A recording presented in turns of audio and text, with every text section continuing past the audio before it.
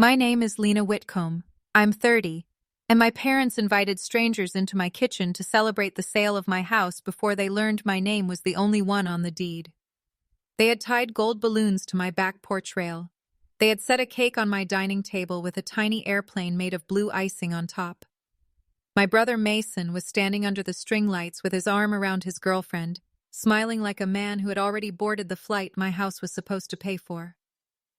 By the end of that night, the couple who thought they were buying my home had walked out pale and silent. My mother had cried hard enough to smear mascara onto the collar of her cream blouse. My father had sat down in one of my kitchen chairs like his legs had forgotten their job. And Mason, my beautiful, golden, helpless brother, had said the same thing he had said to me since we were children. "Don't be difficult, Lena." Only that time, I smiled. Then I opened the deed. But I need to back up, because nobody tries to sell your house in one night. They build toward it. They test the lock first. They turn the knob softly. They see how long you will stand in the hallway pretending you do not hear them. Quiet truth has a weight all its own. It does not have to shout to leave a mark. So before I tell you about the balloons, the cake, the strangers in my kitchen, and the folder that ended my family as I knew it, let me tell you how I got there. If you have ever been the person everyone calls selfish only because you finally protected what was yours, you will understand more of this than I wish you did. Tell me where you are watching from, because I always wonder how far these stories travel. And if this one feels familiar, stay with me. The part that looks like revenge was never revenge. It was a record. And records, when kept well, do not need to be loud. I grew up in a house where love had a seating chart. Mason sat in the middle. I sat wherever there was space. That sounds bitter when I say it now, but for a long time I would not have called it that. When you are a child, you do not know the names of things. You just know that your brother gets the big slice of cake because he is growing, and you get the corner because you are not fussy. You know your mother saves his drawings in a white box under her bed, while your school certificates are pinned to the refrigerator for 3 days and then used to catch coffee grounds. You know your father keeps track of Mason's baseball games in a little black notebook, but forgets the date of your piano recital even after you tape the flyer to his dashboard. You learn the shape of yourself from what people make room for. By 10, I knew I was useful. By 12, I knew Mason was precious. By 15, I knew those were not the same thing. My mother, Celia Whitcomb, was the kind of woman people called elegant because she never had to raise her voice. She was 5'4", always in soft colors, always smelling faintly of gardenia hand cream and something lemony from the kitchen. She did not yell. She did not slam doors. She did something worse. She tilted her head. That was all. A small tilt, one eyebrow lowered, lips pressed together like she was holding back pain I had personally caused. Then she would say my name as if it were a fragile plate she was disappointed to find chipped. Lena. Just that. If I asked why Mason did not have to do dishes after dinner, she tilted her head. Lena. If I said I had a project due and could not drive Mason to practice, she tilted her head. Lena. If I cried, if I pushed back, if I tried to explain that I was tired too, she would look at me with those soft gray eyes and say, "Don't be difficult, Lena." That was the line. It did not sound cruel from the outside. That was its power. It sounded like advice, like patience, like a mother trying to teach her daughter grace. But inside our house, it meant stop wanting. It meant Mason first. It meant your anger is ugly and his need is natural. My father, Grant, was not as polished as my mother. He was a tall, broad man who sold insurance out of a brick office on Carver Road and always smelled like black coffee and wintergreen gum. He did not tilt his head. He did not perform sadness. He simply went quiet. That was his gift to my mother. Silence. He could be 10 feet away when she said something sharp enough to draw blood, and he would suddenly find the newspaper very interesting. If Mason forgot my birthday, Dad would say, "He's got a lot going on." If Mason borrowed my car and returned it with the tank empty, Dad would say, "You know how he is." If Mom told me I was making the family uncomfortable by asking for basic fairness, Dad would rub his forehead and say, "Let's not turn his into a thing." Everything I felt was a thing. Everything Mason did was just Mason. Mason was 2 years younger than me, blonde, green-eyed, loud when people laughed, helpless when people asked him to be responsible. He had one of those faces that made strangers forgive him before he finished apologizing. Teachers called him spirited. Coaches called him raw talent. My mother called him sensitive. He lost 3 phones in one school year. He cracked the bumper on my first car and told Dad a deer jumped out, even though the dent was shaped exactly like the mailbox at the end of the Ferguson driveway. He failed college algebra twice, not because he could not understand it, but because he said the classroom lighting made him tired. My mother believed him. She believed everything he said, if believing it made him smaller and softer and in need of saving. I, on the other hand, was called mature. I hate that word now. Mature meant I packed my own lunch. Mature meant I found my own ride. Mature meant when there was one umbrella, Mason got it because he was coming down with something, and I walked home in rain that soaked my jeans to the knee. Mature meant nobody had to check on me. I was not neglected in the obvious ways. That mattered later, because obvious pain is easier to prove. We had groceries. I had clean clothes. We lived in a tidy yellow house on Briar Lane in a small invented town called Bellwether, Ohio, where the sidewalks lifted from maple roots and everyone knew whose trash bins were left out too long. My parents came to parent-teacher conferences. They smiled in Christmas photos. They paid for braces. But care is not the same thing as being chosen, and I was not chosen. I became the kind of girl who noticed details because details were safer than hope. I noticed my mother's shoulders relaxed when Mason entered a room and tightened when I spoke. I noticed my father always asked Mason if he needed gas money, but asked me if I had checked my oil. I noticed that when relatives visited, Mom praised me for being so low maintenance, as if I were a houseplant that required little water. At family dinners, Aunt Ruth was the only person who ever looked at me like I was more than helpful. Ruth was my father's older sister. She lived alone in a narrow brick duplex on Alder Street, 6 blocks from the old library. She wore square glasses, kept her silver hair cut at her chin, and had hands that looked delicate until you saw her carry 2 grocery bags and a toolbox at the same time. She had worked for 38 years in the county recorder's office, first as a clerk, then as deputy recorder, then as the woman everyone called when a file had gone missing and someone important was starting to sweat. She had no patience for drama, but endless patience for facts. Aunt Ruth paid attention. That was her whole kind of love. When I was 11 and my mother forgot I hated mushrooms, Ruth quietly slid the gray pieces from my plate onto hers without making a speech. When I was 13 and Mason interrupted me 4 times while I tried to tell a story about winning the district spelling bee, Ruth tapped her fork against her water glass and said, Lena was speaking. The table went still.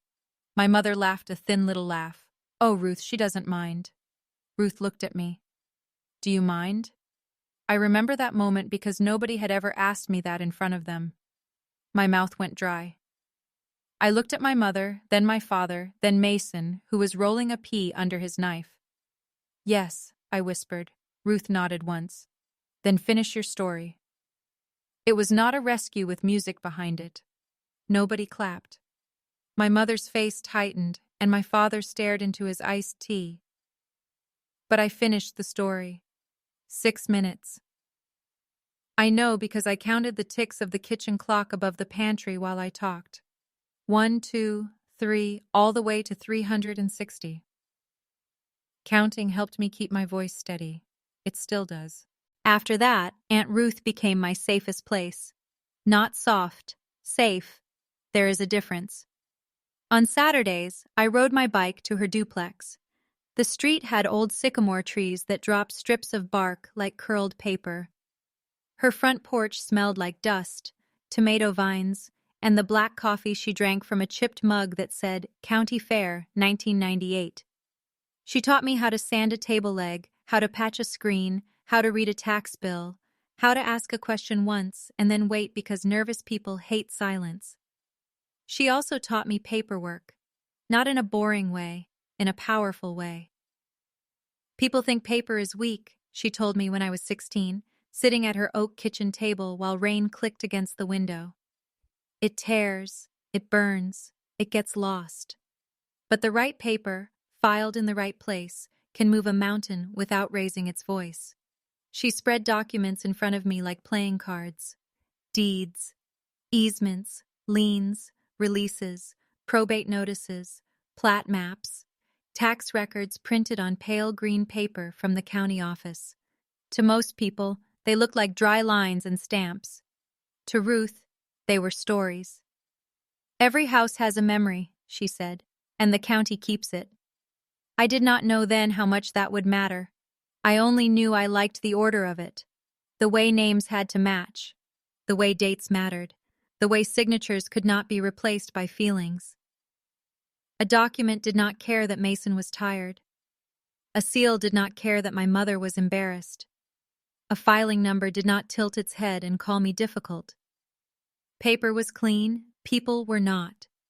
If that feeling in your chest right now is anger, hold on to it for a second. Not the wild kind, the clear kind.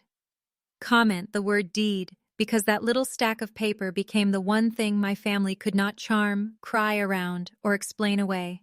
Stay with me, because before that deed ever knit on my dining table, my mother spent years teaching herself that anything I owned was only waiting to be reassigned. When I turned 18, I did not have a dramatic escape. No slammed door, no packed bag in the rain. I went to community college because it was what I could afford. I worked mornings at a bakery called Lark Loaf, where my hair smelled like yeast and cinnamon, no matter how many times I washed it. I took classes in the afternoon. At night, I filed invoices for a plumbing supply company in a beige office where the printer jammed every Thursday like it had a personal grudge. Mason went to a private university 3 hours away. My parents called it an investment. My community college was called practical. I paid for my books by cleaning the bakery after closing. Mason's books were ordered online with Dad's card, along with a mini fridge, noise-canceling headphones, and a Navy comforter my mother said would make his dorm feel held. When my car needed new tires, Dad told me adulthood was about planning. When Mason overdrew his checking account by $412 at a music festival, Mom said young people needed room to make mistakes. I am not telling you this because I want pity. Pity is too soft for what happened. I am telling you because family theft rarely begins with a forged signature. It begins with a habit. The habit of taking one person for granted. The habit of dressing it up as need. The habit of calling resistance cruelty. By 23, I had an associate degree in business administration, a certificate in paralegal studies, and a job at Haviland Title Services, a small title company in downtown Bellwether, between a florist and a dentist who advertised painless cleanings in blue letters on his window. I started as a receptionist. 3 phones, 2 calendars, 1 coffee machine that sounded like gravel in a blender. I loved it. That sounds strange, but I did. I loved the folders. I loved the checklists. I loved that every closing had steps and every step had proof. I liked buyers who came in nervous with cashier's checks folded in envelopes. I liked sellers who touched the conference table and sighed because they were letting go of something heavy. I liked old legal descriptions that read like riddles. I liked catching mistakes before they became disasters. A middle initial missing on a mortgage release. A prior owner's name spelled with 1 T in 1987 and 2 T's in 1992. A lien that should have been cleared, but sat in the chain like a stone in a shoe. At home, those details made me picky. At work, they made me valuable. My boss, Martin Havlin, was a round man with thin hair, red suspenders, and a deep fear of electronic signatures. He called me the quiet one for my first year, then my hawk, after I found an unreleased judgment 3 hours before a closing and saved everyone from a lawsuit. You see what people skip, he told me. I thought of Aunt Ruth and her kitchen table. Yes, I said, I do.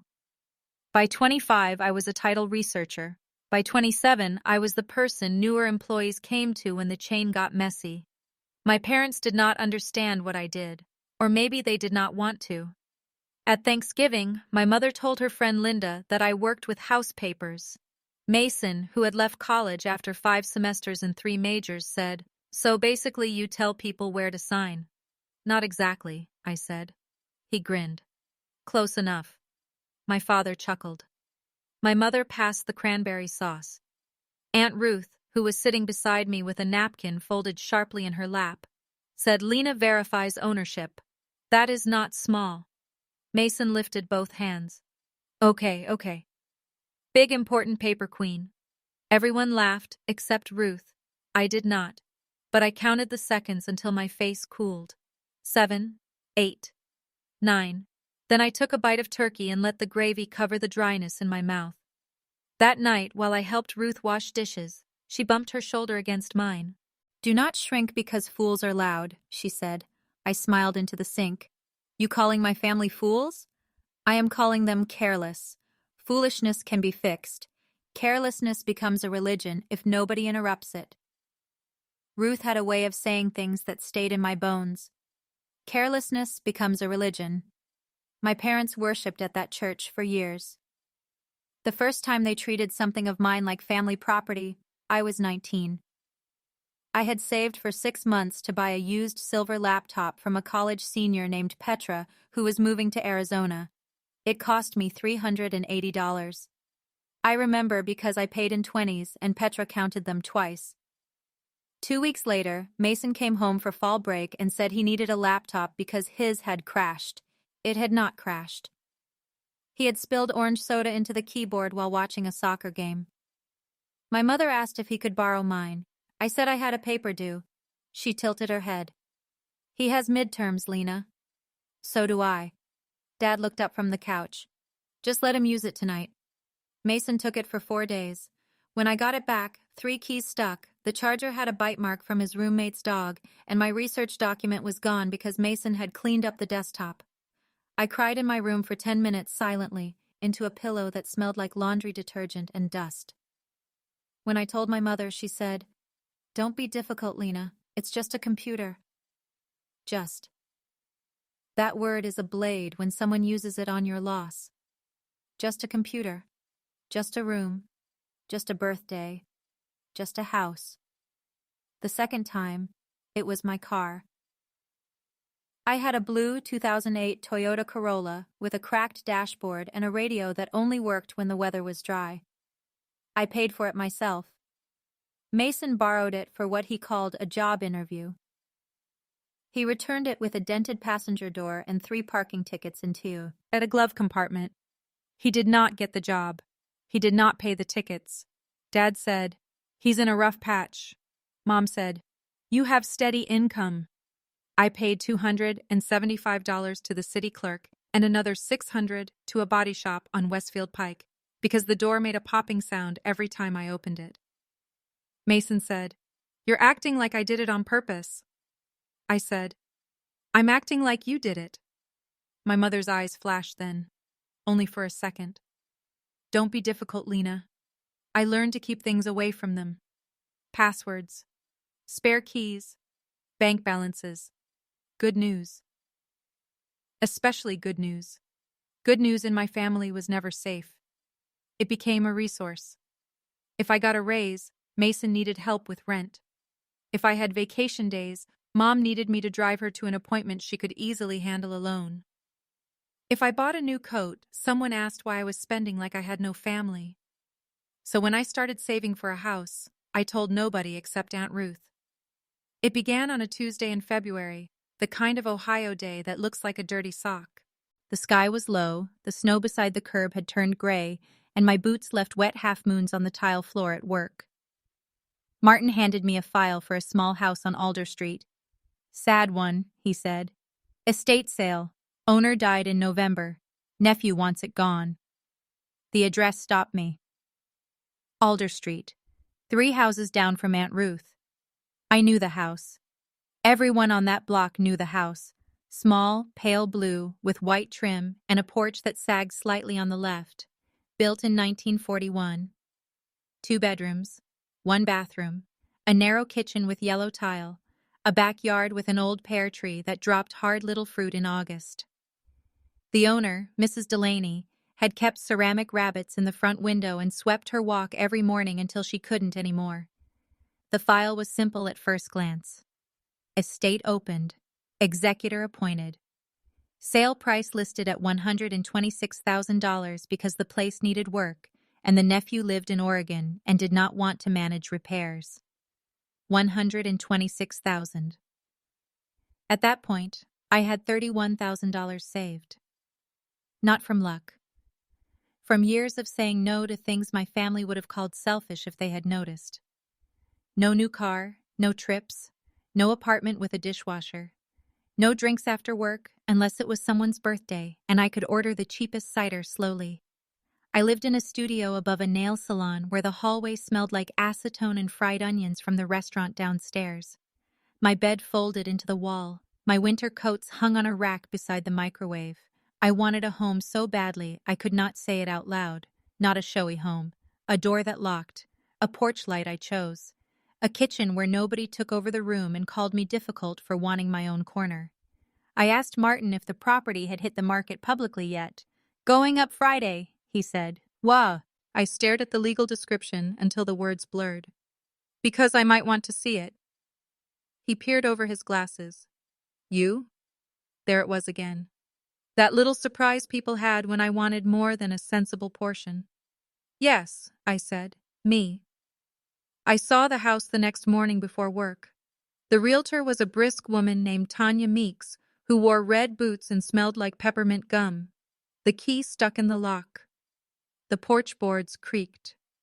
Inside, the air was cold and stale, with that old house smell of wood, dust, and something faintly sweet left behind in the walls. I loved it before we reached the kitchen. The living room had scratched oak floors under a square of faded carpet. The windows were original, wavy in the glass. The bathroom had green tile and a medicine cabinet with a rust spot shaped like a small country. The larger bedroom faced the pear tree. The smaller one had built-in shelves and a view of Ruth's duplex porch if you leaned just right. "It needs work," Tanya said, flipping a light switch that did nothing. "I can see that. Electrical update. Roof within 5 years. Water heater is ancient. The nephew wants cash or strong financing. No games." I walked back into the living room and stood in a patch of weak winter sun. For a second, I imagined my shoes by the door, my mug in the sink, my books on those built-in shelves. Aunt Ruth, 3 houses away, waving from her porch. A life close to someone who saw me. "How many offers?" I asked. "None yet. It hasn't listed." I nodded like my heart was not trying to climb out of my throat. "I want to make one." That night, I sat at Aunt Ruth's kitchen table with the listing sheet, my bank statements, a notebook, and 2 mugs of coffee gone cold. Ruth read every page. She did not squeal. She did not say it was adorable. She did not make it small. She said, "Show me your numbers." So I did. Down payment. Estimated taxes. Insurance. Closing costs. Inspection. Repairs. Monthly payment. Utilities. Emergency fund. I had run the numbers so many times they lived behind my eyes. Ruth checked them anyway with a pencil, her mouth moving slightly. "You can do this," she said at last. My eyes burned so fast I looked down. "Don't say that if you're just being nice." I am almost never just being nice. That made me laugh, and then I cried. Not loud, not pretty, just tears falling onto my notebook while Ruth pretended to look for a napkin longer than necessary so I could gather myself. When she sat back down, she slid an envelope across the table. I stared at it. "No. You do not know what it is. I know your face. My face is none of your business. Ruth. Open it." Inside was a cashier's check for $12,000. The number looked impossible. I pushed it back so fast the envelope skidded. "I can't take that." "You can." No, I can't.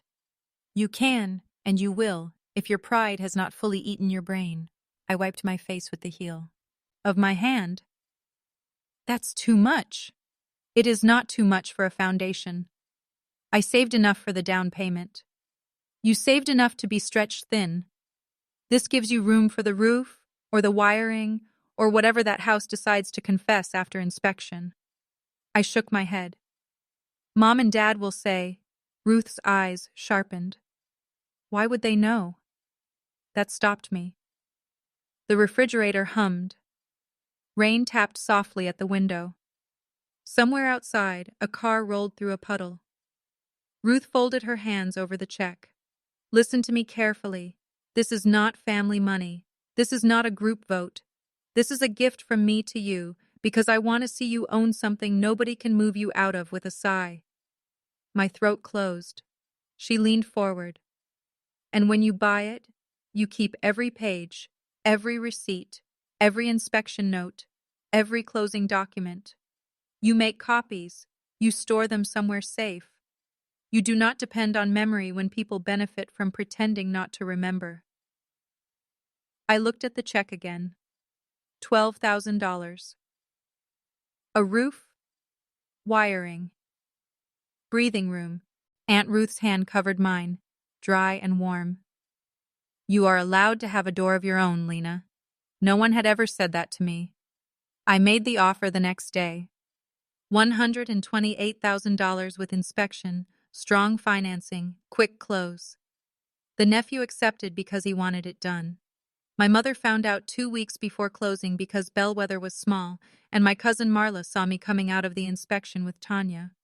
Marla told her mother, who told my mother, who called me at 8:42 p.m. on a Thursday while I was eating soup over my sink.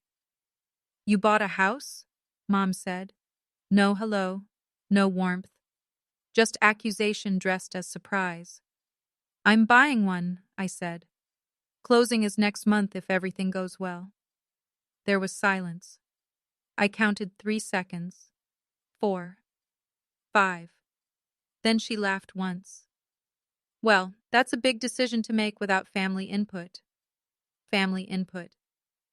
I looked around my studio apartment, the single window, the hot plate, the laundry basket I used as a coffee table. It's my decision. Of course, she said quickly. Too quickly. Of course it is. I only mean your father knows about mortgages. Mason knows people who flipped a condo once. We could have helped you avoid mistakes. I had processed more clean closings by then than Mason had paid rent on time. I'm okay, I said. Her voice cooled by half a degree. Where is it? Alder Street. Another silence. Near Ruth. Yes. The way she said Ruth's name after that was small and sour. I see. She did not see. Not really. But she knew enough to feel left out, and left out was something my mother only tolerated when it happened to me. Dad called 20 minutes later. Your mother's upset. I closed my eyes. About my house? About being blindsided. I didn't blindside anyone. I'm 30 days from closing on a house I'm paying for. You could have told us. I'm telling you now. He sighed. It was one of his old sighs, heavy with the suggestion that I had dragged him into a storm he had no part in making. Don't turn this into a thing, Lena. There it was, Dad's version of the family hymn. I put my spoon down. I'm not turning it into anything. I'm buying a house. You know what I mean. I did know. He meant I should soothe my mother for feeling excluded from a decision she had not earned access to. He meant I should make my independence look less like rejection. He meant I should apologize for not offering them a chance to discourage me. I have to go, I said. Lena, my soup is getting cold. It was already cold. I hung up anyway. Closing day was April 17th, 2021. I remember the date with my whole body. It rained that morning, a thin silver rain that made the courthouse steps shine. I wore navy pants, a white blouse, and the only blazer I owned. Aunt Ruth drove me because she said nobody should drive herself to her first closing, and also because my hands were shaking. At Haviland Title, Martin had left a small vase of daisies on the conference table. Tanya was there with her red boots. The seller's nephew joined by video call from Oregon, looking bored and relieved. The lender sent a notary with purple glasses. I signed my name 43 times. I counted. Not because I was nervous, though I was, because each signature felt like a brick in a wall nobody could push through. Lena Marie Whitcomb, again, again, again. The deed was not dramatic to look at. 2 pages. Black text, legal description, parcel number, grantor, grantee, prepared by, returned to. A notary block, a county stamp after recording. Thin paper, ordinary enough that someone like Mason might have used it as a coaster. But when Martin slid the copy toward me, I touched the top corner with one finger. "Congratulations," he said. "You own 214 Alder Street." I looked at Aunt Ruth. Her eyes were wet, but she did not cry. She was not a public crier. Instead, she gave me one sharp nod, like I had passed a test both of us had been studying for my entire life. After closing, we went to the house. The key was brass and warm from my palm. The lock stuck like it had during the showing, but this time when the door opened, the empty living room belonged to me. I stepped inside first. That mattered. Ruth stood behind me and waited. The house smelled like dust, rain, and old wood. In the kitchen, the yellow tile looked uglier than I remembered and somehow more perfect. A thin line of water had seeped under the back door. The refrigerator was gone, leaving a square of cleaner floor behind. The pear tree outside was just starting to bud. I cried then, harder than I meant to. Ruth let me. After a while, she walked to the sink, opened the cabinet below it, and said, "You have a leak." I laughed through tears. "Of course I do." She, too, turned back to me. "Welcome home." No 2 words had ever sounded safer. My parents came to see the house 9 days later. I invited them because part of me was still trained to offer proof. "Look, I did something good. Look, I did not fail. Look, maybe this time you can just be proud." That part of me was young and tired. I know better now, but back then I made coffee, bought lemon cookies from Lark Loaf, and swept the porch twice. I put a small vase of grocery store tulips on the windowsill. I wore jeans and a green sweater, Ruth said made me look like spring. Mom arrived carrying a plant I later learned was half dead on one side. Dad carried nothing. Mason came 20 minutes late with sunglasses on his head and no socks in his loafers. My mother stood in the living room and looked around. She smiled, but not with her eyes. "Well," she said, "it has charm." Charm, in my mother's mouth, meant poor but trying. Dad tapped the wall near the light switch. "Old plaster." "I know." "Roof looks tired." "I know." Mason wandered into the kitchen and opened cabinets like he was checking a hotel room. "Tiny." "It's enough for me," I said. Mom turned toward Aunt Ruth, who had come over to help me serve coffee. "You must be thrilled having Lena so close." Ruth poured cream into her mug. "I am." Something passed between them. Not words. Old history, maybe. I never knew all of it. Mom set the dying plant on my counter. "I just wish we had been more involved." I breathed in through my nose. Coffee, lemon, dust. I wanted to handle it myself. "Of course," she said. "You've always been determined to handle things yourself." That was one of her neat little traps. Said gently enough to sound like praise, shaped carefully enough to mean cold, secretive, ungrateful. Mason came back from the hallway. "Which room is mine when I crash here?" I laughed because I thought he was joking. No one else laughed. "The second bedroom is going to be my office," I said. He blinked. "You need a whole room for papers?" Dad smiled faintly. Mom tilted her head.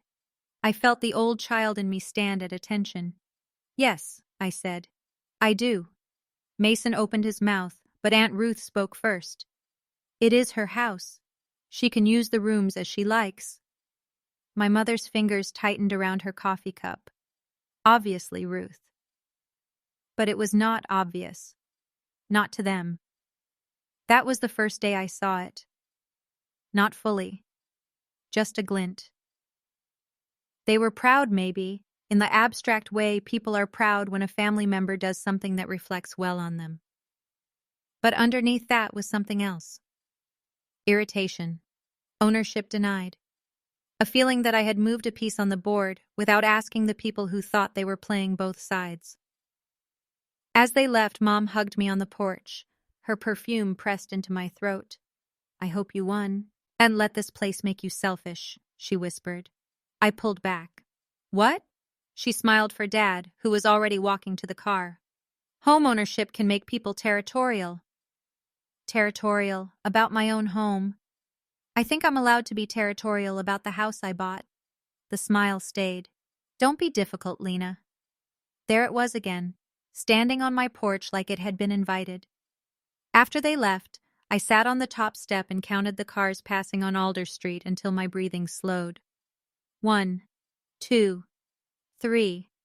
Aunt Ruth came out with 2 mugs of coffee and sat beside me. "She is not used to locked doors," she said. I looked at the key in my hand. "She has doors. Not the kind you can close against her." I wanted to defend my mother. That old reflex. The daughter reflex. The maybe she meant well reflex. It rose in me, thin and automatic. Then I looked through my front window at the living room I had paid for, the tulips I had bought, the floor I had swept for people who walked through it like inspectors. I said nothing. Ruth sipped her coffee. After a minute, she said, "Make copies of your deed. I have the recorded copy from work. Make more. I will. Not will, today." I turned to her.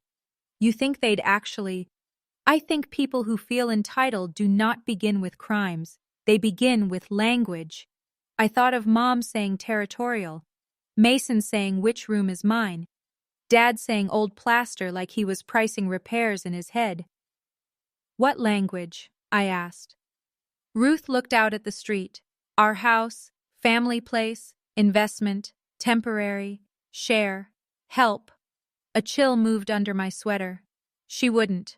Ruth did not answer quickly. That scared me more than if she had. Finally, she said, "I hope she does not. But hope is not a filing system." So I made copies. One went in a fireproof box under my bed. One went to a safe deposit box at Bellwether Credit Union. One stayed in my office file at Haviland Title. Ruth kept one in a sealed envelope in the bottom drawer of her desk, along with a copy of the gift letter for the $12,000 she had given me, the final closing disclosure, inspection reports, repair invoices, insurance declarations, and every tax receipt after that. It felt excessive.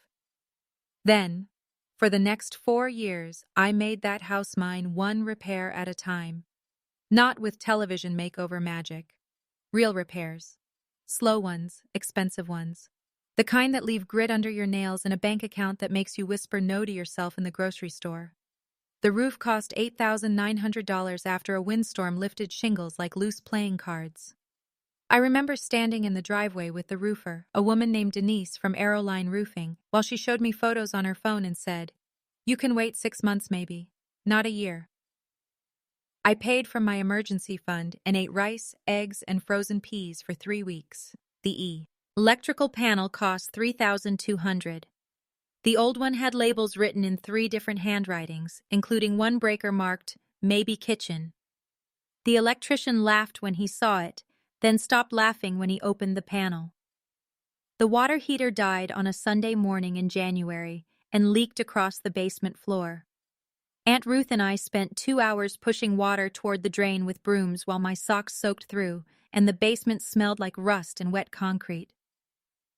Replacement, $1,475. I painted the kitchen myself, twice, because the first yellow I chose looked cheerful on the swatch and like melted margarine on the walls. The second was soft white. I changed the cabinet handles. I sanded the porch rail. I planted lavender along the front walk because Ruth said a house should smell like someone expects to stay. Every receipt went into a blue binder. That binder became my second deed. Materials, labor dates, paid invoices, warranty cards. Before and after photos printed at the drugstore because Ruth did not trust phones to keep anything important. You document care, she told me. Not because care needs applause. Because neglectful people love to call themselves contributors later. At the time, I rolled my eyes. I'm not going to court over cabinet handles. No, she said. You are going to live in peace. The binder is for anyone who tries to disturb it. The house changed. So did I. I bought a real bed with a walnut headboard. I lined my books on the office shelves. I learned which floorboards creaked in winter and which windows stuck after rain. I replaced the dying plant my mother gave me with a jade plant that grew thick and glossy in the front window. I hosted small dinners for friends, not family performances, just soup and bread, and people who asked before opening drawers. On summer evenings, Ruth and I sat on my porch with iced tea while the pear tree dropped fruit with dull little thuds in the grass. She told stories about the recorder's office, about a mayor who tried to hide a lien, about two sisters who fought over a driveway easement for 11 years, about a man who claimed his ex-wife had verbally given him a lake cabin and looked genuinely shocked when the judge asked for proof. People remember in their own favor, Ruth said. Everyone? Most people. The honest ones still keep records. I was happy in those years. Not every minute. Happiness is not a clean blanket. Work was stressful. The basement smelled damp when it rained. My student loans still sat on my budget spreadsheet like a stubborn stain. But I had peace. Quiet, ordinary peace. No one moved my mug. No one took my keys. No one called me selfish when I locked my own door. My family visited just often enough to remind me why I did not invite them more. At first, they came for holidays. Then not even that, because my mother disliked how small my dining room was compared to hers, and Mason complained that my Wi-Fi was aggressively mid. But when they did come, their language shifted in exactly the way Ruth had warned me. It started with, your little house, then, the Alder place, then, our Alder Street spot. The first time Mom said that, we were in my kitchen after Dad's birthday dinner. I had made pot roast, mashed potatoes, green beans with almonds, and a chocolate cake from scratch because Dad liked the kind with coffee in the batter. Mason had arrived 40 minutes late with a bottle of gas station wine and a story about traffic, though he lived 12 minutes away. After dinner, while I wrapped leftovers, Mom looked around and sighed. You know, this really has become our little family place. I paused with the foil in my hand. No, I said. It's my house. She laughed lightly. You know what I mean. I do. That's why I'm correcting it. The room cooled. Dad stopped scraping plates. Mason looked up from his phone. Wow. Mom blinked at me, soft and wounded. I was being sentimental. I understand, but it's my house. Her mouth tightened. Don't be difficult, Lena. The foil tore under my thumb. I counted silently. 1, 2, 3. Then I said, do you want cake to take home? It was not surrender. Not exactly. It was a decision not to waste my good plates on a fight she wanted, but she remembered. My mother always remembered correction. She stored it somewhere behind her ribs and waited for a way to make it expensive. The next year, Mason moved back in with my parents after a business idea collapsed. The business was custom travel planning, which would have been funny if it had not cost my father $9,000 and my mother half her church friends, who had trusted Mason to book a group trip to Charleston and ended up with rooms at 2 different hotels and no return shuttle. Mason called it a vendor issue. The vendor was Mason. He had used 3 different email accounts, missed payment deadlines, and spent part of the deposit money on what he described as branding assets, which turned out to be a logo, a website template, and a leather backpack. My mother said he was entrepreneurial. Dad said the timing was bad. I said nothing because silence, in that case, was cheaper than truth. Mason got a job selling memberships at a boutique gym called VantaFit. He lasted 7 months. Then he started doing consulting for a friend who sold imported olive oil online. Then he became a content partner for a luggage company that paid him in discount codes. His life was always about to start, always one contact, one trip, one opportunity away. My mother fed that fantasy like a fireplace. At Sunday dinners, she spoke about him as if he were a misunderstood prince. Mason has such a gift for experience, she would say. Experience meant he liked expensive hotels.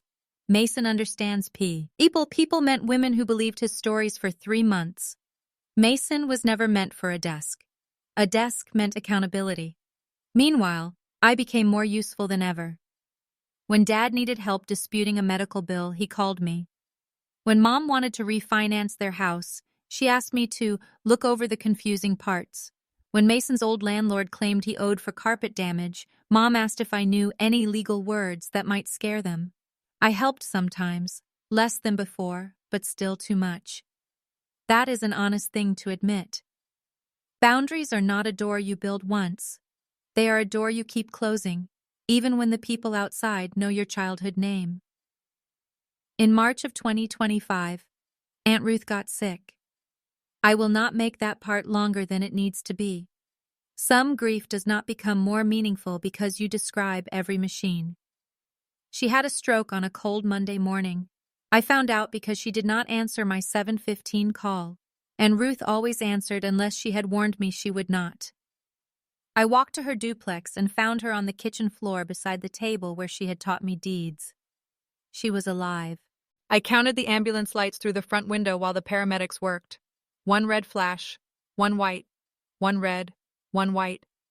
At the hospital, my mother came in wearing pearl earrings and a face arranged for tragedy. Dad stood behind her. Mason arrived with wet hair and asked if there was coffee nearby. Ruth could not speak clearly, but she knew me. She squeezed my hand when I said, "I'm here." My mother hovered at the foot of the bed.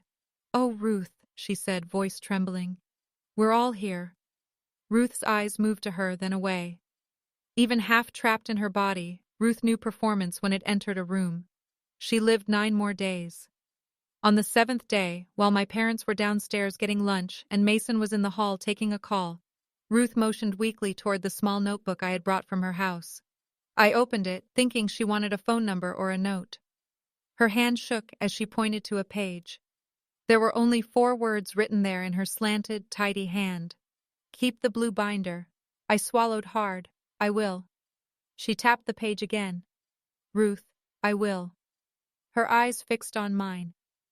I understood then that she was not reminding me. She was warning me.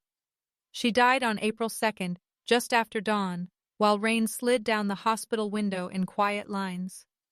I sat beside her for 2 hours after, holding a hand that no longer squeezed back. The room smelled like antiseptic, old coffee, and the lavender lotion I had rubbed into her wrists the night before. My mother cried in the hallway loudly enough that 2 nurses looked over. I did not cry until I got home. Then I lay on my kitchen floor with my cheek against the cool tile and made a sound I did not recognize. The house felt too quiet without Ruth 3 doors down. For weeks, I reached for my phone at 7:15 and remembered. Grief made me slow. That matters, because while I was slow, my family moved. Not at first in a way I understood. They brought casseroles. They asked about the funeral program. Mom offered to help me sort Ruth's things, which I refused because Ruth had already organized everything down to the rubber bands. Dad mowed Ruth's small front lawn once, and then told 3 people he was handling the property. Ruth left her duplex to me. That surprised no one who had paid attention, which meant it surprised my parents deeply. The will was simple. Ruth's attorney, a sharp woman named Elise Boehner, read it in her office above a pharmacy on June Street. The room smelled like paper, toner, and peppermint tea. Ruth left small gifts to a few friends, her record collection to the library's annual sale, and the duplex to me. My mother's face did not move, not once. Dad stared at his hands. Mason whispered, "Wow," like I had found cash in a coat pocket. Elise handed me a folder. "Your aunt also left a letter." I did not open it there. I could not. Mom waited until we were in the parking lot. So now you have two houses, she said. I looked at her. I have my home and Ruth's duplex. That's what I said. No, it wasn't. Dad cleared his throat. Your mother just means it's a lot for one person. There it was. A lot. Too much. More than my assigned portion. Mason leaned against Dad's car, scrolling his phone. You could rent it out. Passive income. I know. Or sell it. I stared at him. What?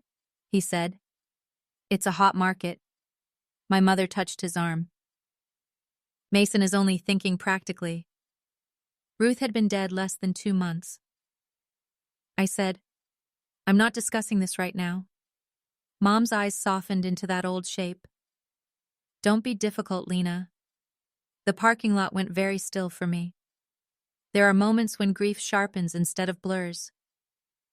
I looked at my mother, at her cream cardigan, her pearl earrings, her careful, sad mouth, and for the first time in my life, the line did not make me feel guilty.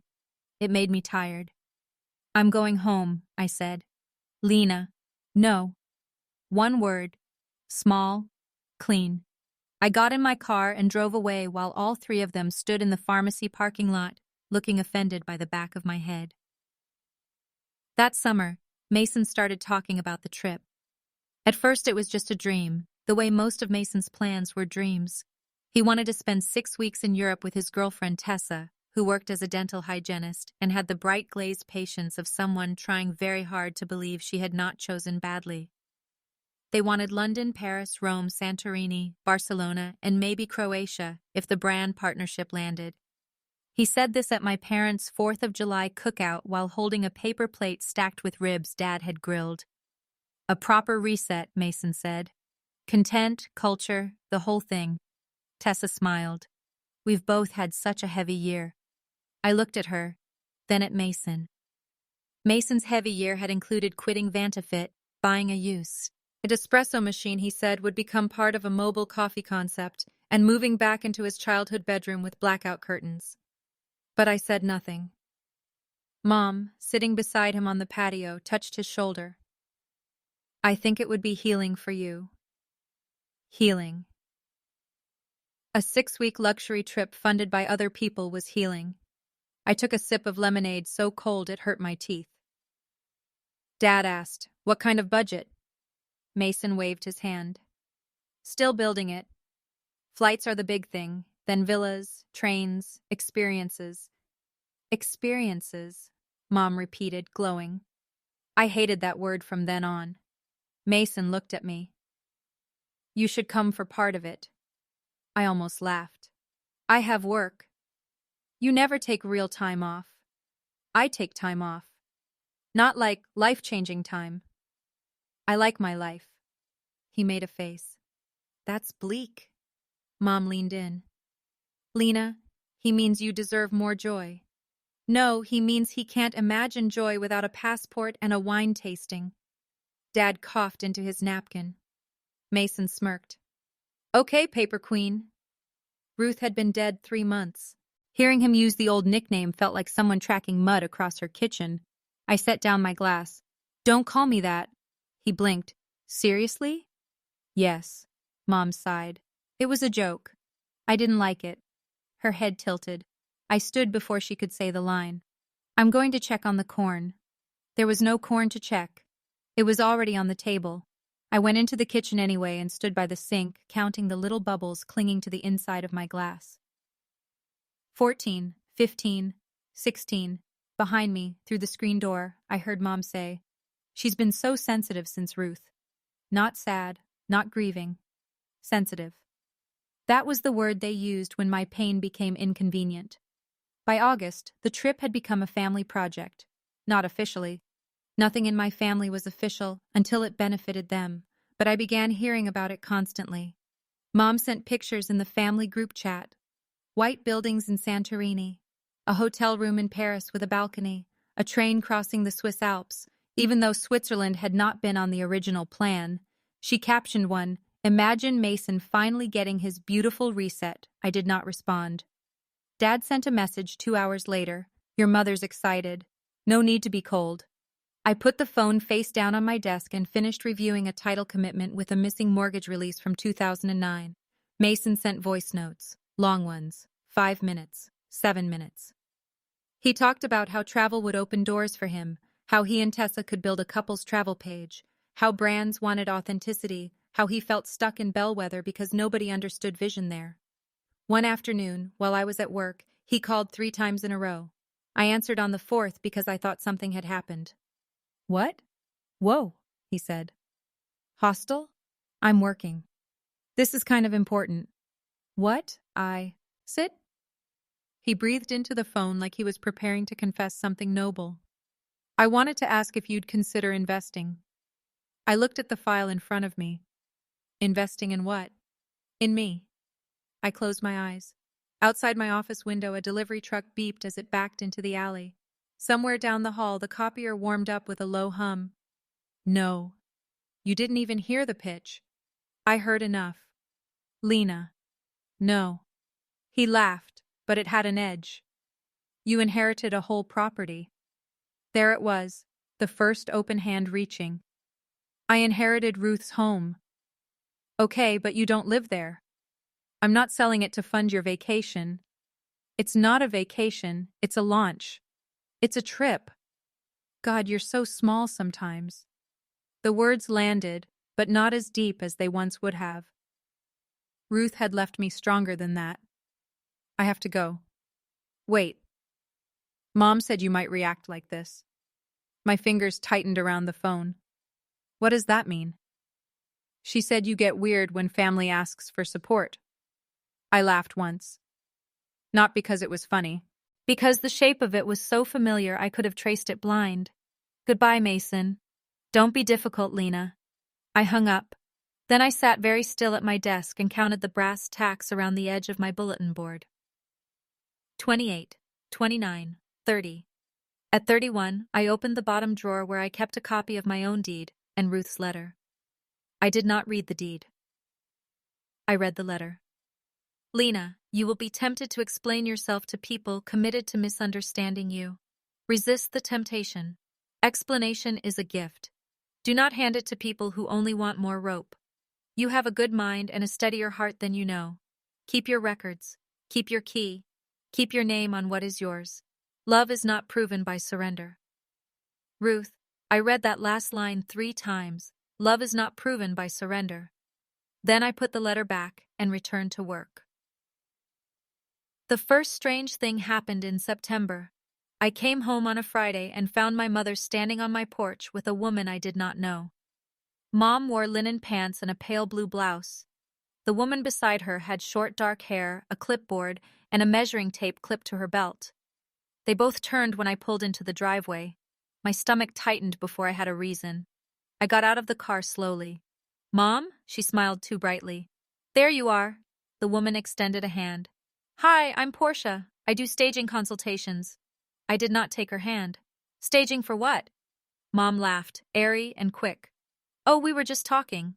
Portia helped Linda's niece with her bungalow before listing. I thought it couldn't hurt to get ideas." I looked from Portia to my mother. "Listing what?" My mother's smile twitched. "Lena, don't start. Answer me."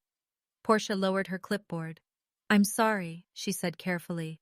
"I was under the impression you were considering selling." "I'm not?" The porch went silent. A car passed behind us, bass thumping faintly through closed windows. My mother's face changed by tiny degrees. The public softness slid into place. "Portia, would you give us a moment?" Portia looked like she wanted to melt through the floorboards. "Of course. Yes. I'll go." She hurried down the steps, got into a white SUV parked at the curb, and drove away without looking back. I turned to my mother. "What are you doing?" She touched her necklace. "I was trying to help." "No. Helping is when someone asks. You've been overwhelmed." "By what?" "By all of this." She gestured at the house, the porch, the yard, as if my home were a mess I had spilled. Ruth's place. This place. Work. Grief. You don't have to cling to everything to prove you're strong. There it was, dressed in concern. Cling. Who said I was selling my house? No one said it exactly. Then why was a stager on my porch? Mom's mouth tightened. Mason knows people in real estate content. He said if you ever wanted to maximize the value. Mason sent her? I called her. Because Mason suggested it. Because I am your mother and I can see when my daughter is drowning. I stared at her. I was standing in my work flats with my lunch bag still over my shoulder. My porch light had clicked on even though the sun had not fully set. The lavender by the steps was buzzing with bees. I am not drowning. You don't always know what you are. That sentence scared me. Not because it was loud. Because it was the kind of sentence people use when they are preparing to take your choices and call it rescue. Leave, I said. Her eyes widened. Excuse me? I want you to leave. Lena. No. That word again. Stronger now. She stood very still. Then her face folded into hurt so quickly it looked rehearsed. I came here out of love. You came here with a stager. I came here because this family is trying to heal, and you keep acting like everything we suggest is an attack. It was an attack. Her voice dropped. Don't be difficult, Lena. I stepped back and put my key in the lock. This is my house. You don't bring strangers here without my permission. She looked at the door as if it had insulted her. You have become very hard. No, I said. I've become harder to move. I went inside and closed the door before she could answer. My hands shook after. I am not pretending I was made of stone. I leaned against the door and shook so badly the key rattled against the wood. Through the small window, I watched my mother stand on the porch for 10 seconds. 11. 12. Then she walked to her car. That night, Dad called. I let it ring. Mason texted. Mom was crying when she got home. Hope you're proud. I did not answer. Then Tessa texted, which surprised me. Hey Lena, I think there's been some miscommunication. Mason said your mom was helping you explore options so you'd have less stress. I hope you know nobody's trying to pressure you. I almost replied. I almost wrote, ask yourself why he needs my stress lowered before his plane tickets can be bought. Instead, I deleted the thread. The next morning, I changed the code on my backdoor keypad. I had given my parents the code 2 years earlier when Dad fed my cat during a work conference. The cat had died the year before, and they had no reason to still have access. But I had never changed it because some part of me still thought revoking access would be dramatic. It took 12 seconds. Old code, new code. Confirm. The lock beeped twice. A small sound. A whole boundary. Then I went to Bellwether Credit Union and opened Ruth's safe deposit box.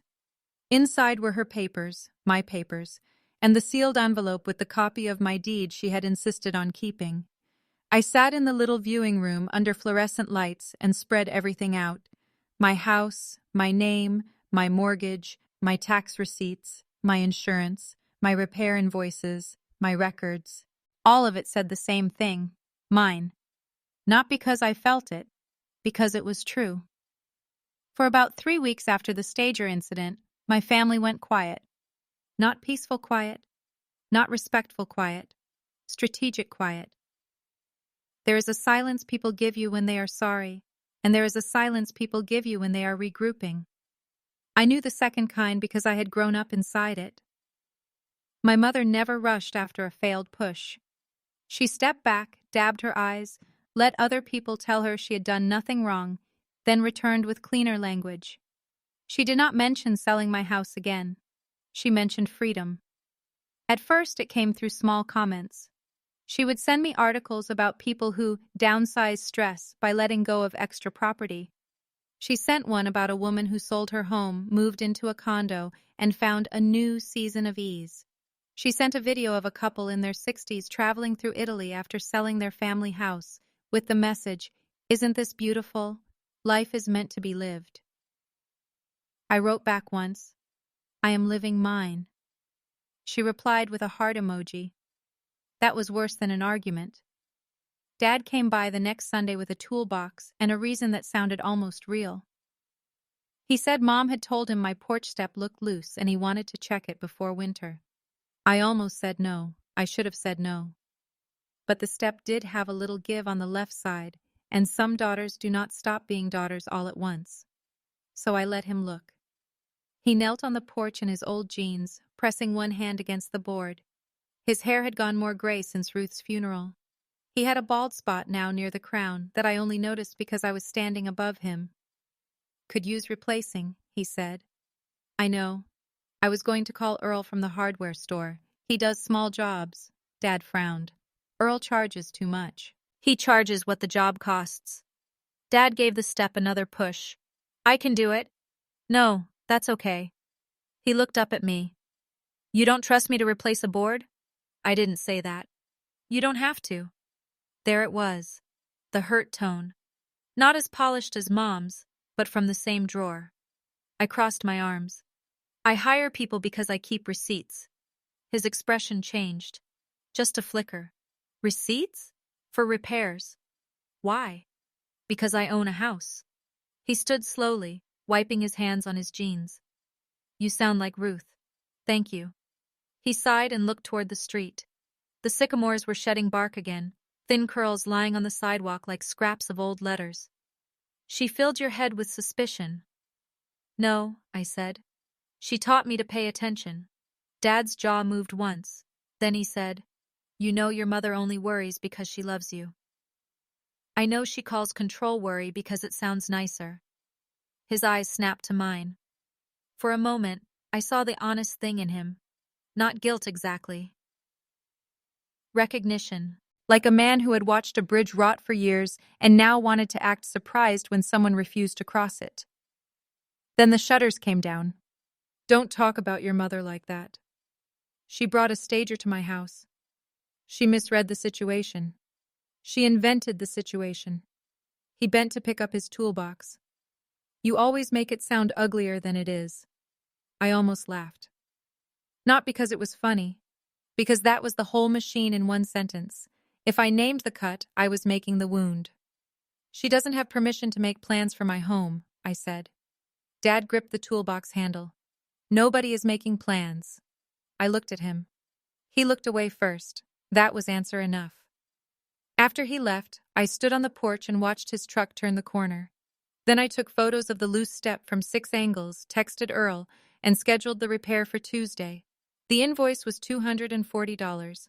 I put it in the blue binder behind the tab labeled exterior. That binder had grown thick by then, thick enough that the rings made a deep click when I opened them, thick enough that the plastic sleeves were heavy in my hands. I had sections for purchase documents, mortgage statements, insurance, taxes, repairs, utilities, Ruth's gift letter, and correspondence that might matter later.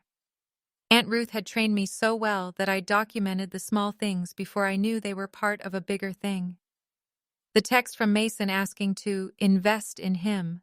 The message from Tessa saying no one was pressuring me. The screenshots of Mom's articles about freedom and selling stress.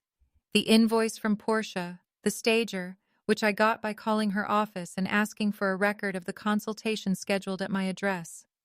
Portia apologized 3 times and sent it without a fight. It listed the client name as Celia Whitcomb and the project type as P. Relisting walkthrough. Pre-listing. I printed that word in black and white and slid it into the binder. Then I sat at my kitchen table and stared at it for a long time. There are words that do not explode when they land. They just start a timer. In October, Mason and Tessa got engaged. He proposed at a pumpkin farm outside Bellwether, in front of an arch made of dried corn stalks and orange mums. My mother sent 11 photos to the family group chat. Tessa crying with one hand over her mouth. Mason on one knee. The ring close up. My parents smiling behind them like they had personally invented marriage. The caption said, "Our boy found his forever. Now we plan the life he deserves." I was at work when it came through. I remember because I had just found a break in a property chain where a widow had signed a deed with her married name after the death certificate listed her under her maiden name. My phone lit up beside the file. Our boy found his forever. I stared at the photo of Mason holding Tessa's hand. He looked happy. I do not want to erase that. He did. Mason was not a cartoon villain. That would have made all of this cleaner. He could be charming. He could be funny. He remembered tiny details about movies. He once drove 40 minutes in a snowstorm to bring Mom soup when she had bronchitis. He loved dogs. Children liked him. Tessa looked at him like she had found someone bright. But brightness is not character, and being loved does not make you safe to build a life with. I texted congratulations because I meant it in the narrow way I could. Mom replied privately, "This family needed joy. I hope you can show up with an open heart. Not your brother is engaged. Not isn't this wonderful?" A warning. I wrote back. I said congratulations. She did not answer. The engagement changed the trip. Now it was not just a reset. It was a pre-wedding memory. A once-in-a-lifetime chance.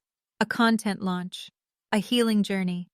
A way for Mason and Tessa to start their future with a story worth telling. My mother hosted an engagement dinner at her house in late October. I almost did not go, but Ruth's letter had not said run from every room. It had said do not surrender. I was still learning the difference. I brought a bottle of sparkling cider because Tessa's sister was pregnant, and I remembered she did not drink.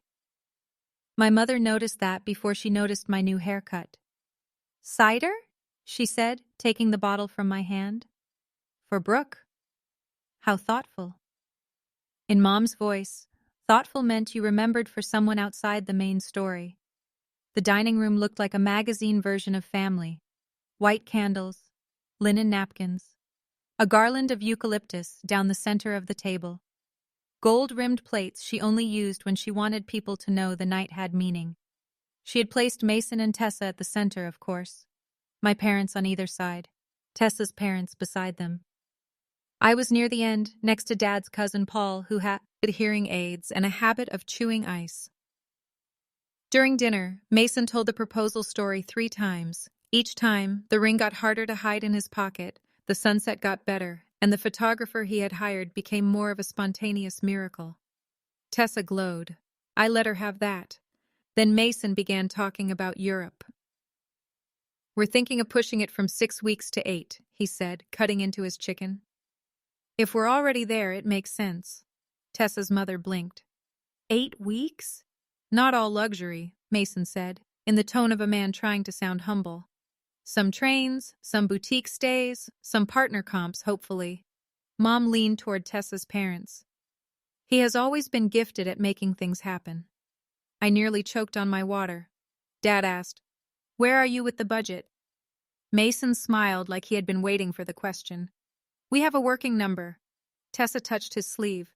"It's still high." "It's an investment," Mason said. "In the brand and in us," Cousin Paul said too loudly. "What brand?" Mason's smile twitched. "Our travel page." "You have a travel page?" "We're building it." "How many trips have you taken?" The table went stiff. I looked down at my plate because my face could not be trusted. Mason laughed. "That's why we need the launch trip."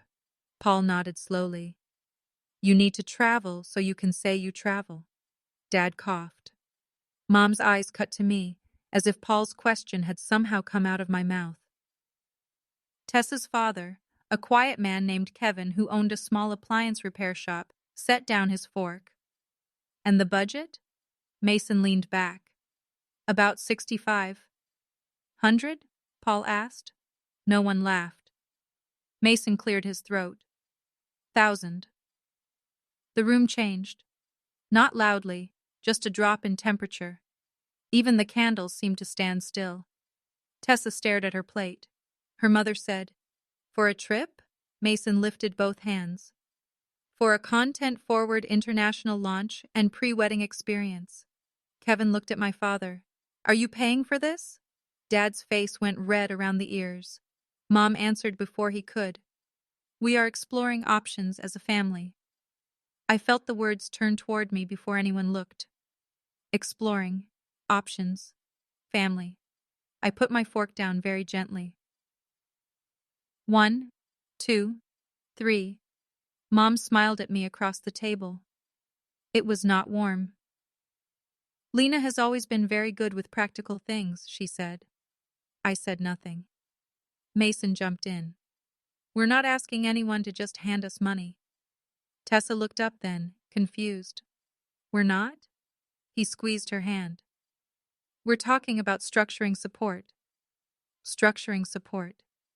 I had to admire the phrase. It was like putting a silk ribbon on a drain.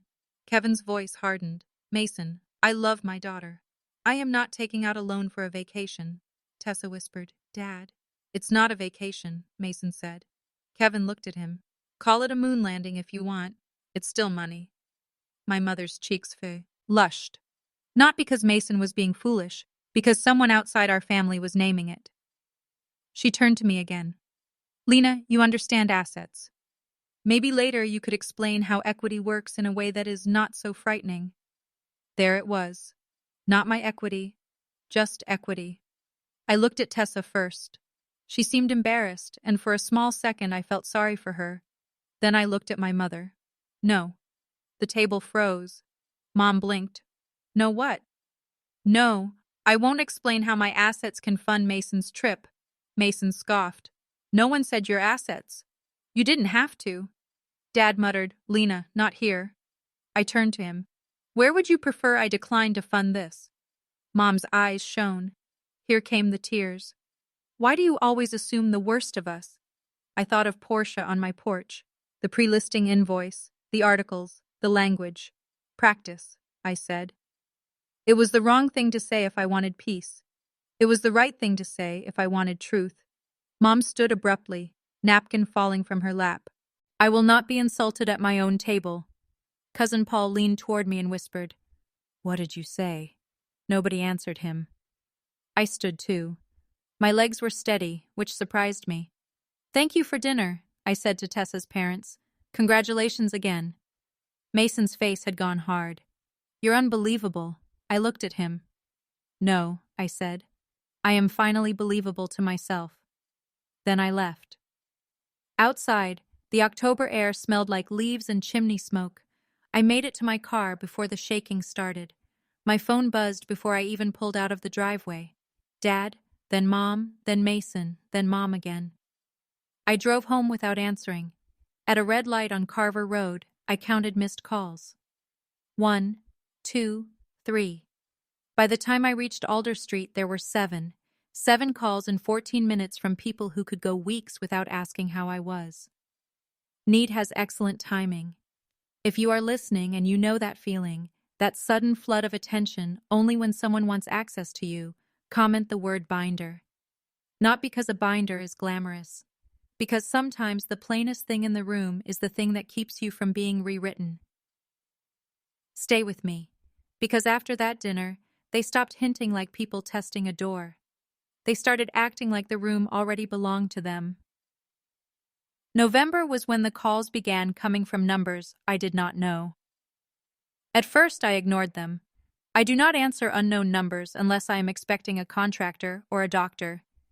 But after 3 calls in one afternoon, I listened to a voicemail while standing in the canned goods aisle at Miller's Market with a basket full of soup, apples, and dishwasher tablets. Hi, this message is for Lena Whitcomb. My name is Andrea with Summersdale Realty.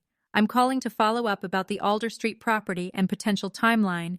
We had a note that FAML says I would be coordinating access, but we do need owner confirmation before any formal valuation. Please call me back at... I stopped the message. The aisle tilted slightly. A woman reached past me for tomato paste and said, "Excuse me," and I moved because my body still knew how to be polite even while my life was catching fire. I played the voicemail again in my car. Family would be coordinating access, owner confirmation, formal valuation. My hands were so cold I had to grip the steering wheel until they hurt. I called Andrea back from the parking lot. She answered on the second ring. Bright voice, professional. Unaware she had stepped onto a crack in my family. This is Andrea. Hi, this is Lena Whitcomb. You left me a message about 214 Alder Street. Oh, yes, thank you for calling. I spoke with your mother earlier this week. I'm sure you did. A pause. Is this not a good time? It's a perfect time. What exactly did she tell you? Andrea's tone shifted. Careful now. She said your family was considering selling the property and that you were looking for guidance on value before making a final decision. My family is not considering selling the property. I own it. Alone. I am not selling. Another pause. Longer. I see. I apologize. She represented that she was helping coordinate on your behalf. She was not. I'm very sorry. We had not opened a listing file. It was only an inquiry. Did she send anything? She sent the address and some photos. My mouth dried. What photos? Exterior, kitchen, living room, backyard, basic phone photos. I looked through my windshield at the grocery store doors sliding open and closed. Photos from inside my house. Not from the stager day. Portia had not gotten inside. Inside. Could you forward me what she sent? I asked.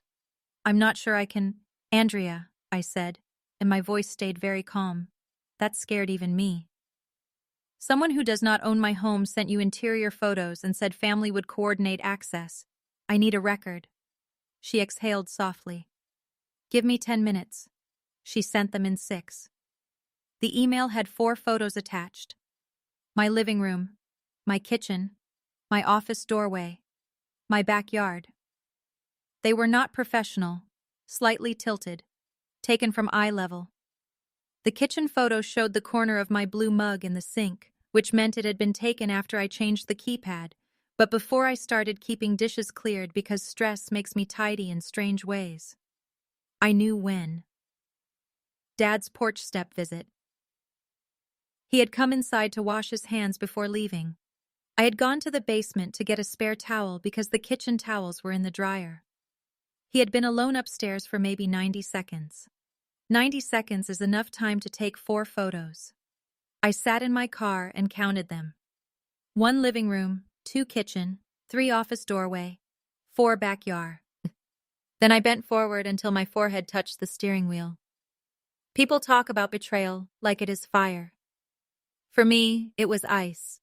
A clean cold spreading through my chest, making everything clear.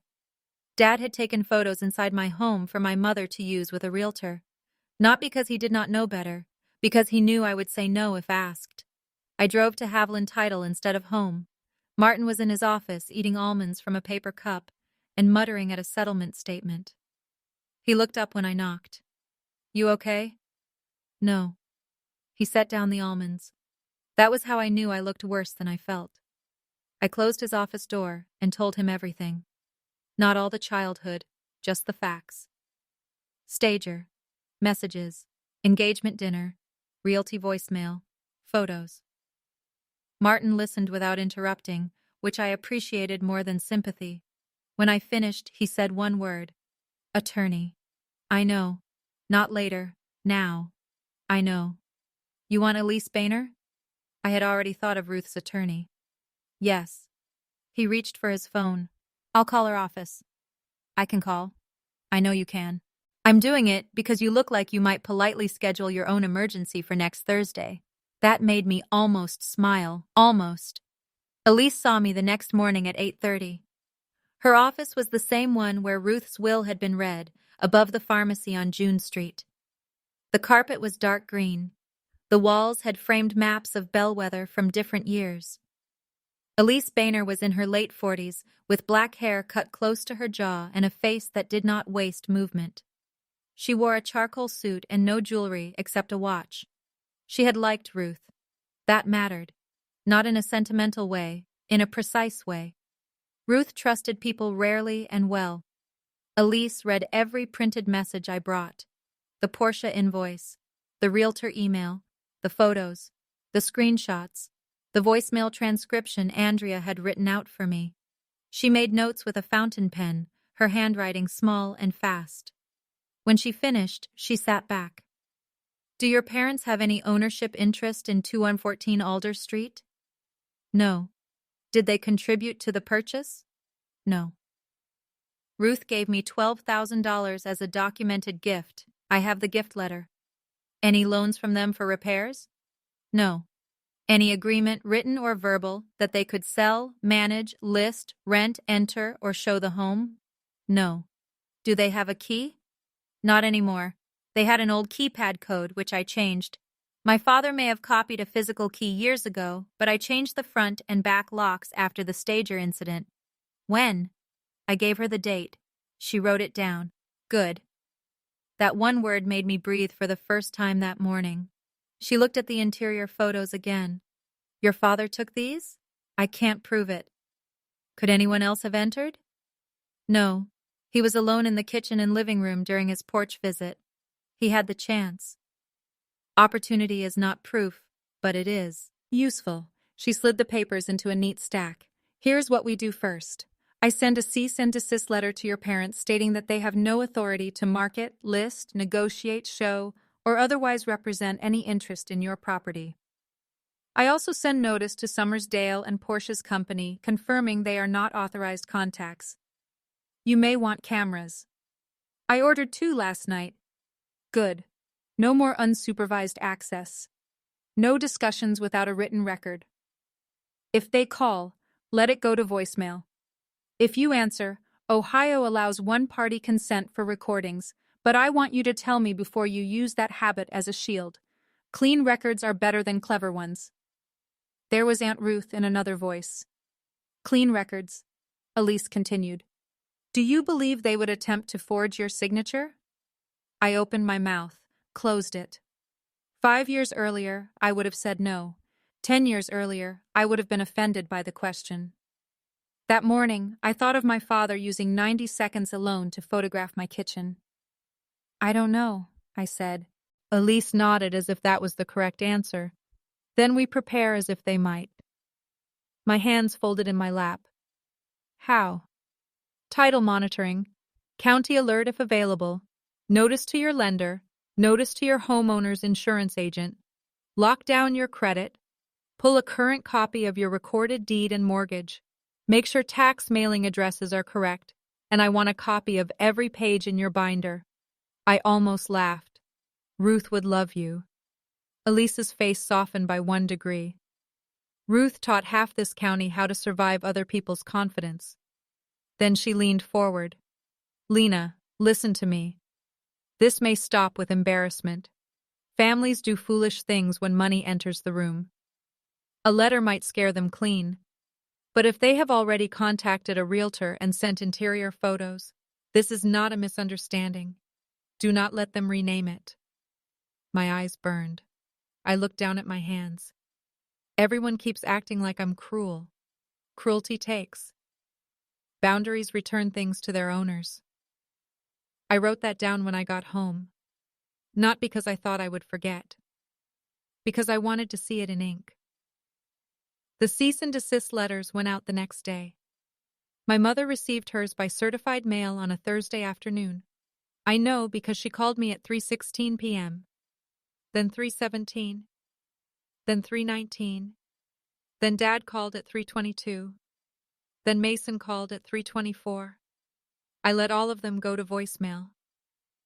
At 3:31, Mom texted, You sent a lawyer after your own mother? At 3:33, Dad texted, This is unnecessary. Call us.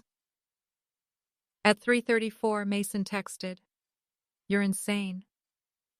At 3:35, Mom again. After everything we have done for you, I took screenshots, printed them, blue binder. The voicemails were better. Not better for my heart. Better for the record. Mom's first voicemail was breathy and wounded. Lena, I don't know what Ruth put into your head, but this is beyond hurtful.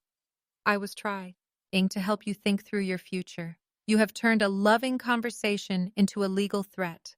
I hope you understand what kind of line you have crossed. Her second one was colder. You need to call me before your father gets home. This is not how families handle things. Dad's voicemail was short. Call your mother. Mason's was loud. Are you kidding me? A cease and desist?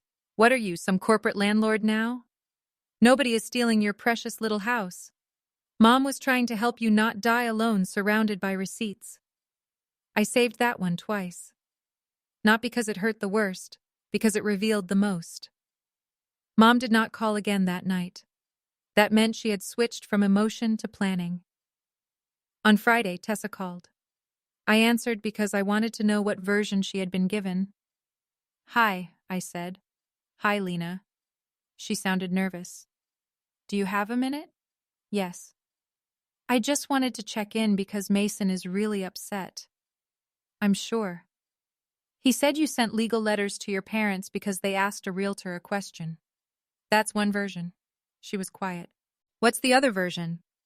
I respected her for asking. I told her less than everything, but enough. The stager, the photos, the realtor, the fact that I had never considered selling. I did not mention childhood. I did not call Mason names. I just gave her dates and actions. When I finished, I heard her breathing change. He said you had talked about maybe moving. No. He said Ruth's house gave you options. I have options. Selling my home for his trip is not one of them. A tiny sound. Not a sob, something closer to a crack in a cup. I didn't know about the photos. I didn't think you did. He told me your dad took them because you were too stressed to do it yourself. I closed my eyes. There it was. My life, rewritten and handed around. Tessa, I said gently. I changed my locks after my mother brought a stager to my porch without permission. Why would I ask my father to take photos after that? Silence. Then, I'm sorry. I believed her. Not fully, not forever. But in that moment, I believed she was sorry for what she had just understood. You should ask questions before you marry into a family that answers for other people, I said.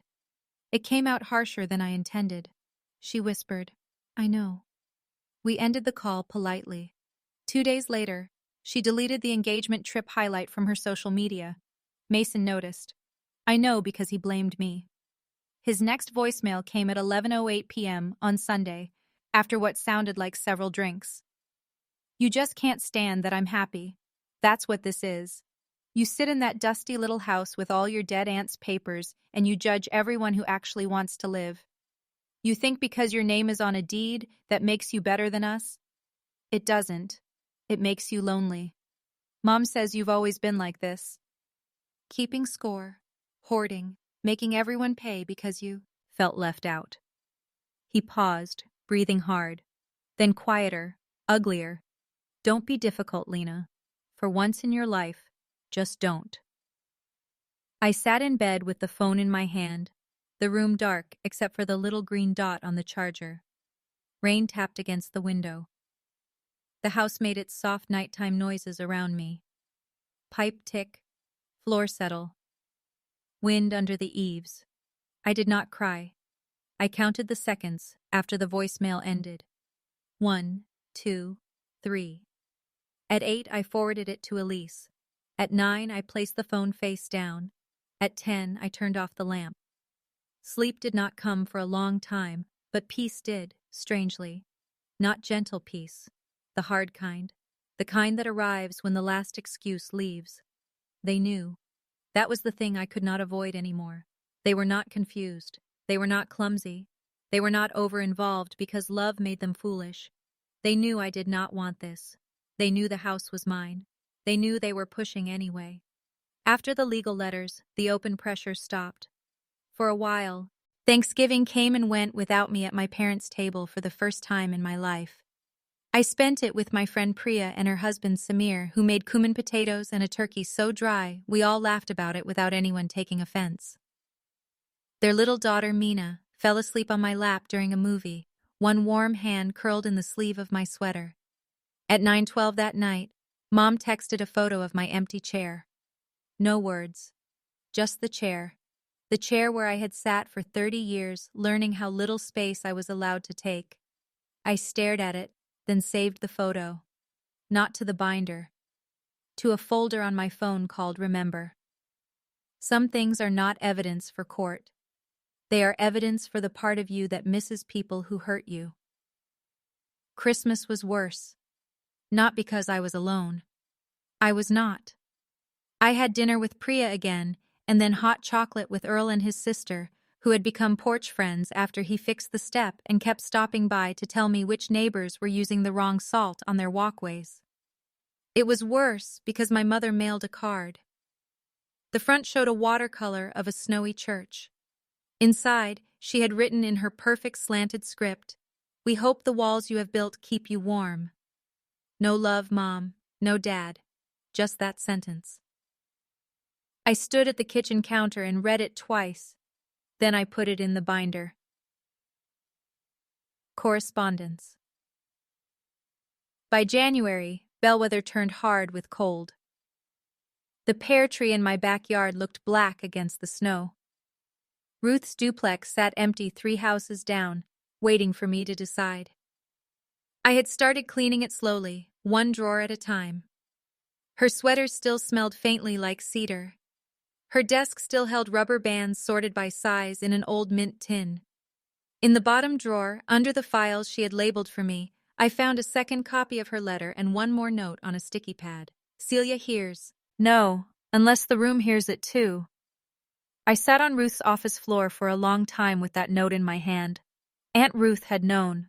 Maybe not the exact shape, maybe not the cake and balloons and strangers, but she had known my mother would not respect a private no. She had known Celia Whitcomb needed an audience because an audience was where she could perform injury and recruit pressure. So I started preparing for rooms.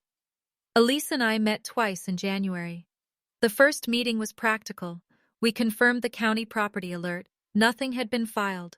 No fraudulent deed, no lien, no transfer attempt. My lender confirmed no payoff request had been made. My insurance agent confirmed only I was authorized on the policy. My credit was frozen. My locks were changed. Cameras installed. The second meeting was different. I brought coffee. Elise brought a yellow legal pad. "What do you think they want next?" she asked. "Ruth would ask that," I said. Ruth asked better questions than most attorneys. I smiled, but it faded quickly. "They want me to look unreasonable," I said. "They want me isolated. They want me to feel like keeping my own home is cruel." "And materially?" I rubbed my thumb along the edge of the coffee lid. "They want money. They may not need my house sold. They need the idea that my house is available. As leverage. Maybe for a loan. Maybe to reassure someone. Maybe to keep Mason's fantasy alive." Elise nodded. "Has anyone contacted you recently?" "No." "Then expect a new angle." It came 8 days later. A letter from Beacon Crest Lending arrived at my house, addressed to Mason Whitcomb and Celia Whitcomb, care of 214 Alder Street. I stood at my mailbox in the gray morning cold and looked at the envelope until my fingers numbed, care of my address. Mason and Mom. Lending. I did not open it because it was not addressed to me. Ruth's training had lines. I photographed the envelope front and back and emailed Elise. She replied in 7 minutes. "Do not open. Bring it in." Beacon Crest Lending turned out to be a private loan brokerage 2 towns over. Not a bank. The kind of place that helped people find creative financing, which meant expensive money wearing a friendly suit. Elise called them with me sitting across from her. She put the phone on speaker. "Beacon Crest, this is Alana. This is Elise Boehner, attorney for Lena Whitcomb, owner of 214 Alder Street, Bellwether. I'm calling regarding correspondence mailed to my client's property for Mason Whitcomb and Celia Whitcomb." A pause. "I'm sorry, what was the address?" Elise repeated it. Another pause. Keyboard clicks.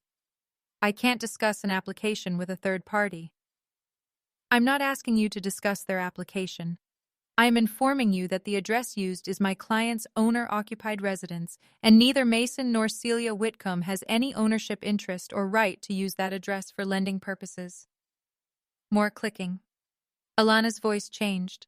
"I'm going to transfer you to compliance." Compliance took 11 minutes. I counted the ceiling tiles while we waited. 26, 27, 28. A man named Derek came on the line, voice smooth and cautious. Elise repeated herself. He said he could not confirm or deny an application, then asked if she could provide documentation of ownership and a statement that Mason and Celia did not reside there. Elise smiled without showing teeth. Of course. After she hung up, she looked at me. They are trying to borrow against a story. My stomach turned. Can they? Not against your house without fraud. But they may be using your address, your perceived support, or supposed future proceeds to make themselves look stronger. Future proceeds. The words tasted metallic. Elise's pen tapped once against the pad. Lena, do your parents still own their home? Yes. Briar Lane. They have a mortgage, but probably not much left. Would they borrow against it for Mason? Yes. Would they need a reason to believe they could pay that back? I looked toward the window. June Street below was dusted with snow. A man in a brown coat slipped slightly on the curb and caught himself on a parking meter. My house, I said. Maybe? Or Ruth's duplex? Or both? My voice came out flat. They're counting money that belongs to me. Yes. I closed my eyes. There was grief in it, but not surprise. That is a sad thing, when pain arrives without surprise. Elise sent Beacon Crest the ownership documents. She sent another letter to my parents, narrower and sharper this time, warning them not to use my property, address, name, inheritance, expected cooperation, or any alleged proceeds in connection with credit applications, loans, travel financing, business ventures, or real estate transactions. Mason responded by posting a quote online.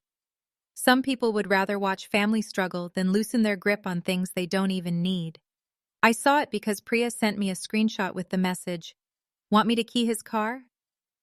Kidding. Mostly. I laughed for the first time all day. Then I printed the screenshot. Blue binder. The thing about keeping records is that it changes how you experience cruelty. It still hurts. I will not lie, but it also becomes an object outside your body. A page, a date, a message, a pattern you can hold up to the light. Without records, my mother's voice lived in my head. With records, it lived in a sleeve marked January. By February, I had stopped answering anything from them. Mom sent long texts about family healing. Dad sent short texts about taxes, weather, and my mother not sleeping. Mason sent nothing for 2 weeks, which meant either Tessa had taken his phone or he was busy convincing someone else I was the problem. Then, on February 19th, a cream envelope appeared in my mailbox. No return address. Inside was an invitation. Not a wedding invitation. That would come later, if the wedding survived the budget. This one was for a family gratitude evening at my parents' house on March 8th. The card was printed on heavy paper with gold edges. Join us as we celebrate new beginnings, answered prayers, and the beautiful ways family carries family forward. I read it 3 times at my kitchen table. Family carries family forward. My mother's fingerprints were all over that sentence. There was a handwritten note tucked behind it. Please come. No conflict, just love. It would mean everything to Mason. Mom, I turned the card over. Nothing. No mention of the trip. No mention of money. No mention of houses. But my skin prickled. I sent a photo to Elise. She called me 5 minutes later. Do you want to go? No. Do you feel you need to know what it is? Yes. Then do not go alone. I wasn't planning to. Good. I asked Priya to come with me. She said yes before I finished the sentence. Priya had known me since my bakery days when she came in every morning for an everything bagel and corrected my accounting homework between customers. She was 5'2", direct as a thrown brick, and had the kind of loyalty that did not ask for a speech. On March 8th, she picked me up in her minivan. You look like you're going to a deposition, she said. I looked down at my black pants, gray sweater, and flats. That's almost comforting. She handed me a paper bag. I brought snacks. For a 2-hour dinner? For emotional emergencies. Inside were almonds, chocolate-covered pretzels, and a tiny bottle of orange juice. I almost cried. Thank you. She glanced at me while backing out of the driveway. No crying yet. It'll ruin your mascara, and I want your mother to see your face clearly. At my parents' house, there were more cars than expected. Not just family, neighbors, church friends. Tessa's parents. A couple I recognized from Mason's failed Charleston trip. Linda, of course, wearing a red scarf and the hungry expression of someone who considered other people's conflict a form of theater. The dining room table had been pushed against the wall and covered with appetizers. Stuffed mushrooms, cheese board, shrimp ring, mini quiches. My mother had lit candles in the living room. On the mantel was a framed photo of Mason and Tessa at the pumpkin farm, and beside it, a framed photo of my house, far on Alder Street. Taken from the sidewalk in summer, lavender blooming along the front walk. My body went still. Priya saw it and followed my gaze. "Oh, absolutely not," she whispered. Mom appeared before I could move. "Lena." She opened her arms as if nothing had happened, as if lawyers and lending letters and years of pressure were just weather. I did not step into the hug. Her arms hovered for one awkward second before she lowered them. "You brought Priya," she said. "I did. How nice." Priya smiled. "I like witnesses." Mom's face flickered, then she turned bright again. "Well, come in, both of you. Tonight is about gratitude." Dad stood near the fireplace with a drink in his hand, not meeting my eyes. Mason was across the room in a navy blazer, laughing too loudly with two men I did not know. Tessa stood beside him, pale in a green dress, her ring hand tucked against her waist. She saw me and looked away. My chest tightened. Something was wrong beyond the usual wrong. We lasted 22 minutes before Mom tapped a spoon against a champagne glass. The room quieted. I counted the taps. 1, 2, 3. "My dear friends and family," Mom began. Priya muttered, "Here we go." I stood near the doorway, not trapped, not seated. That was intentional. Ruth had once told me never to sit in a room where someone else controlled the exit if you were expecting pressure. Mom held the glass in both hands. This past year has been one of loss and change for our family.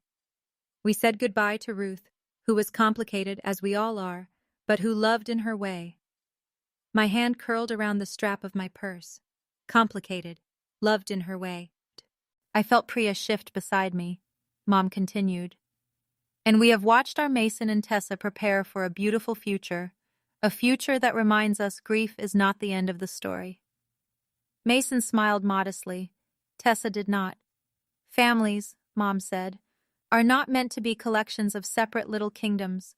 We are meant to pour into one another, to share, to lift, to make sacrifices when one person's season of need meets another person's season of abundance." There it was. Season of abundance. A few people looked at me. Not many. Enough. Dad stared into his glass. Mom's voice trembled beautifully. "And I am so moved to say that after much prayer and conversation, we believe doors are opening. Real doors. Doors that will allow Mason and Tessa to take the journey that may launch their future, while also helping our family simplify what has become too heavy for one pair of hands." My ears rang. Priya whispered, "Do you want to leave?" I shook my head once. "Not yet." Mom turned toward me with tears in her eyes. "Lena, I know this has been tender. I know change frightens you, but I hope tonight you can feel how much love is in this room." I looked at the framed photo of my house, then at Mason, who would not meet my eyes now, then at Tessa, whose lower lip trembled. I said clearly, "What did you tell these people?" The room inhaled. Mom's face tightened. "Sweetheart, this is not the time." "It is exactly the time." Dad finally looked up. "Lena," he warned. I ignored him. "What did you tell them?" Mason stepped forward with a laugh. "Can we not do this?" I turned to him. "Do what?" "Make a scene." I'm asking a question. He lowered his voice. Don't be difficult. There it was, in front of everyone. The old line, polished by years of use, dropped on the floor between us. Something in me went very quiet, not calm, quieter than calm. I reached into my purse and touched the edge of the small folder I had brought, because Elise had told me never to enter one of my mother's rooms empty-handed again. I did not pull it out yet. Mom set down her glass. Lena, we were simply sharing that there may be a path for you to sell one of the properties and relieve yourself of this burden. One of the properties? Her eyes flashed. The house or the duplex? Nothing has been decided. By me. Well, of course, by you. Say that louder. The room had gone so still I could hear the ice maker in the kitchen drop cubes. Mom blinked. What? Say, nothing can be decided unless Lena decides it. Say that to the room. Her mouth opened, closed. Mason made a disgusted sound. This is so dramatic. Priya said, No, it's actually very specific. Linda whispered something to the woman beside her. Kevin, Tessa's father, stepped forward. Celia, did you tell us Lena had agreed to sell? My mother turned to him with wounded surprise. I said we were hopeful, Tessa's mother said. You said the Alder house was being prepared. My blood went cold in a familiar way. Prepared. Mason cut in. Mom was summarizing. Kevin looked at him. You told me proceeds were likely before summer. Tessa made a small sound. I looked at Mason. He looked at the floor. There it was. The thing Elise had predicted. The borrowed story. The money not yet stolen but already spent in conversations. I pulled the folder from my purse. Mom saw it and went pale. That told me she had learned to fear paper from Ruth too. I opened it. Not dramatically. I did not slap it down. I did not wave it. I simply unfolded the first page and held it at my side. This is a copy of the cease and desist letter my attorney sent my parents in November, I said. It states clearly that they have no authority to market, list, negotiate, show, or represent any interest in my property at 2 and 14 Alder Street. Mason's face reddened. You brought legal papers to a family dinner? You brought a photo of my house to a funding pitch. People shifted. Mom whispered, How dare you? I looked at her. No, how dare you? It was the first time I had ever said that to my mother. The room did not collapse. The ceiling did not crack. I did not turn to salt. I kept speaking. I am not selling my house. I am not selling Ruth's duplex. I am not funding Mason's trip, launch, reset, pre-wedding experience, or whatever name he is using this week. My parents have been told this privately, legally, and repeatedly. Dad's hand went to his forehead. Mason looked at Tessa. This is not what it sounds like. Priya laughed once. It sounds like fraud with appetizers. Priya, I murmured. She lifted both hands. Fine. Alleged fraud with appetizers. A shocked laugh came from somewhere near the hallway. Cousin Paul, Prabhas, Bly. Mom's tears came then. Perfect timing. I cannot believe my daughter would humiliate us like this. I felt the old reflex twitch. Comfort her. Soften. Explain. Then I saw Ruth's note in my mind. Celia hears no unless the room hears it too, so I let the room hear it. I am not humiliating you, I said. I am correcting a lie you told in public. The words landed flat and clean. Mom's tears stopped for half a second. That was how I knew they were not grief. Dad set his glass on the mantel too hard. Enough. I turned to him. You took photos inside my house. His face emptied. For the first time that night, my mother looked scared, not hurt, scared. Dad said nothing. The silence answered for him. I nodded once. That's what I thought. Tessa stepped away from Mason. Just one step, but the whole room saw it. Mason reached for her hand. Tess, she pulled it back. Did you know? She asked him. He swallowed. Know what? Did you know Lena said no? Lena always says no. That is not an answer. His face hardened. I knew she was being difficult. There it was again, but weaker now. A line needs belief behind it to work. The room no longer believed. I put the letter back into the folder. Then I walked to the mantel, picked up the framed photo of my house, and held it out to my mother. Do not use my home as scenery again. She did not take it. Her hands hung at her sides. So I set the frame face down on the mantel, glass against wood. The sound was small, final. Priya touched my elbow. We can go. I looked around the room once, at the neighbors who would talk, at Linda, who looked thrilled and terrified, at Tessa's parents, stiff with anger, at Mason, exposed and still searching for a way to make the light flattering, at Dad, who had chosen silence so long it had finally chosen him back. Then at my mother.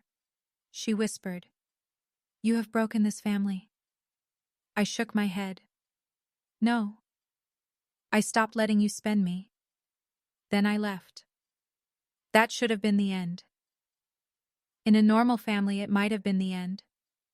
Shame would have done its work. The public correction would have forced a pause. The people involved would have stepped back, gathered themselves, maybe apologized in stiff little pieces. But my mother did not experience shame as a warning. She experienced it as a debt. Someone had to pay. For 3 more weeks, nothing happened where I could see it. Tessa moved out of Mason's bedroom at my parents' house and went back to her apartment. I heard that from Priya, whose cousin worked with Tessa's sister. The wedding was not canceled, but paused, which is one of those words people use when they cannot bear the shape of the truth yet. Mason deleted his travel page, then restored it. Then deleted every photo with Tessa from the pumpkin farm, except one where his own face looked good. Mom stopped texting me entirely. Dad drove past my house twice. See in 1 week. My camera caught his truck slowing near the curb. He did not stop. He just looked. I sent the clips to Elise. She said, "Keep them. Do not engage." So I kept them. Then, on April 1st, one day before the first anniversary of Ruth's death, I came home from work and found an envelope taped to my front door. Not mailed, taped. Blue painter's tape, because my mother would not risk damaging paint even while trespassing emotionally. My name was written on the front in Dad's handwriting. Inside were 3 pages. The first was a typed letter from my parents. Lena, we have tried to handle this privately, but your refusal to communicate has left us no choice. Your mother and I are deeply concerned about your judgment and emotional state since Ruth's passing. Your attachment to both properties has become unhealthy and financially impractical. We believe a family meeting is necessary to decide the best path forward for all involved. No one is trying to take anything from you, but family assets must be discussed as family assets, especially when one member is overwhelmed and another is in need of support during a major life transition. We have scheduled a meeting at your home on Saturday, April 12th at 5 p.m. Please be prepared to discuss listing options for 214 Alder Street and/or the duplex, as well as a fair family distribution of proceeds considering prior support, emotional labor, and shared expectations. We love you too much to let you disappear into resentment. Mom and Dad, I read it once, then again. Family assets, fair family distribution, prior support, emotional labor, shared expectations. They had turned my life into a fake invoice. The second page was worse. It was a spreadsheet. Mason's trip budget. Flights, $8,400. Lodging, $24,000. Rail and transfers, $5,800. Food and dining, $9,200. Experiences and tours, $7,500. Wardrobe and luggage, $4,600. Content equipment, $3,900. Emergency cushion, $5,000. Total, $68,400. At the bottom, in my mother's handwriting, was a note. This could be covered by a modest portion of Alder proceeds, leaving you more than enough for your next chapter. I laughed. One sharp sound in my empty living room, not because it was funny, because there are moments when outrage passes through anger and becomes almost pure disbelief.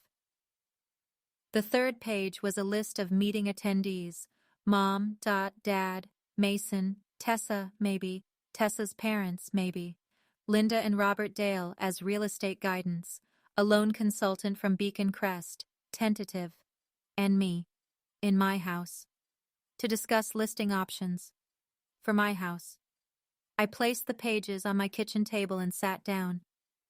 The room was quiet except for the refrigerator humming and the soft tick of the wall clock. Outside, the pear tree was beginning to bud again. Ruth had been gone almost a year. Her duplex windows reflected the evening light down the street. I thought of her note. Celia hears no, unless the room hears it too. Then I thought of the first line she had ever taught me about documents. The right paper, filed in the right place, can move a mountain without raising its voice. I called Elise. She answered with, "What happened?" I said, "They scheduled a meeting at my house." A pause. Then, "Of course they did." I sent her photos of all 3 pages. She read while I waited on speaker. When she came back, her voice had changed. Sharper. "Do you want them barred from the property?" "Yes." "Good. We can send a no trespass notice. They'll ignore it. Then we prepare for them to ignore it." I looked at the meeting list again. Linda and Robert Dale. Real estate guidance. Beacon Crest. Mason's fake future sitting at my kitchen table eating appetizers over my mortgage documents. "What if I let them come?" I asked. Elise was silent. I went on. "Not to discuss, to finish it. Elaborate. My mother keeps building rooms where I look cruel if I say no. What if the room is mine and the record is complete? You are suggesting a controlled confrontation. I'm suggesting witnesses. And you want me there? Yes. You also want someone from title? Yes. Martin had already offered once, half joking and half not, to stand in my living room with a stamp pad and scare the devil out of anyone who misused the word deed. Elise exhaled. This can be useful, but only if controlled. You do not let them corner you. You do not let them wander. You do not argue feelings. You state ownership and lack of consent. If outside professionals attend, I speak to them directly. If they have documents, we collect copies. If they threaten, we end it. If they refuse to leave, you call police. My stomach twisted at the word police. I don't want that. I know. That is why we plan so you may not need it. Can we record? In your home, yes, but again, clean is better than clever. Visible recording. Security cameras already present. I also suggest a written statement. Like what? Like a deed, a title report, a mortgage statement, tax records, and a letter from me. Let the paper speak first. I looked toward the hallway, where the blue binder sat in my office. Ruth would like that. Ruth would have brought snacks and a notary. For the first time that day, I smiled. A real one. Small, but mine. We made a plan, not revenge, a record. I texted my father, not my mother. The meeting can take place at 5 p.m. on April 12th. Attendees must be listed in advance. No one may enter areas of the house outside the living room, dining room, kitchen, or downstairs bathroom. My attorney will be present. Dad replied 18 minutes later. Attorney not necessary. I wrote back. Then the meeting is not necessary. Mom replied from her phone 30 seconds after that. Fine. One word, a crack in T-egg. He porcelain. Over the next 11 days, I prepared my house like a courtroom wearing curtains. I cleaned, but not the way you clean for guests. I cleared surfaces, removed personal papers, locked my office, moved the blue binder to the dining table but kept it closed, put a copy of the recorded deed in a slim gray folder, put Ruth's gift letter behind it, added the closing disclosure, mortgage statement, tax record, title policy, insurance declarations, repair ledger, and attorney letters. Elise prepared a statement. Martin ran a current title search and printed a clean title report, showing ownership exactly as it had always been. Lena Marie Whitcomb. No co-owner, no transfer, no listing agreement, no mortgage except mine. No liens except the ordinary mortgage lien held by my lender. Martin also called Andrea from Summersdale and learned that Robert Dale, the real estate guidance on Mom's list, was not with Summersdale. He was Linda's husband, a retired commercial agent who had not sold residential property in 9 years, but loved giving opinions at parties. Of course, I said. Martin said, the louder the opinion, the older the license. I invited Martin to the meeting. He said yes before I finished asking. I invited Priya. She said, I was already coming. I assumed that was obvious.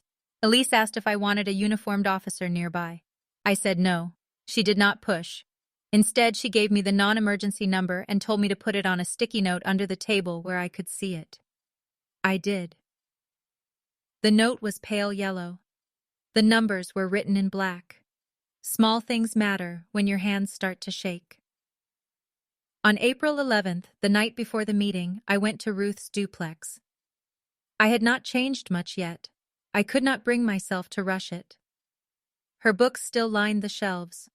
Her green armchair sat by the window. Her desk was cleared except for the lamp and the mint tin of rubber bands. I sat in her chair with the gray folder on my lap. The house smelled like cedar, paper, and the faint ghost of her coffee. I'm doing what you said, I told the empty room. My voice sounded too loud. I'm keeping the binder. The room did not answer, of course, but the old radiator clicked 3 times, and because grief makes fools of all of us, I took it as approval. I slept badly. At 3:12 a.m., I woke from a dream where my front door had no lock. At 4:47, I gave up and made coffee. At 6:05, I cleaned the kitchen counters again. At 7:30, I showered and put on the navy pants from my original clothing, the white blouse and the same blazer, now altered slightly because 5 years had changed my body in quiet ways. It felt right. Not sentimental. Circular. At noon, Priya arrived with sandwiches and a face that said she would personally fight a mailbox if it looked at me wrong.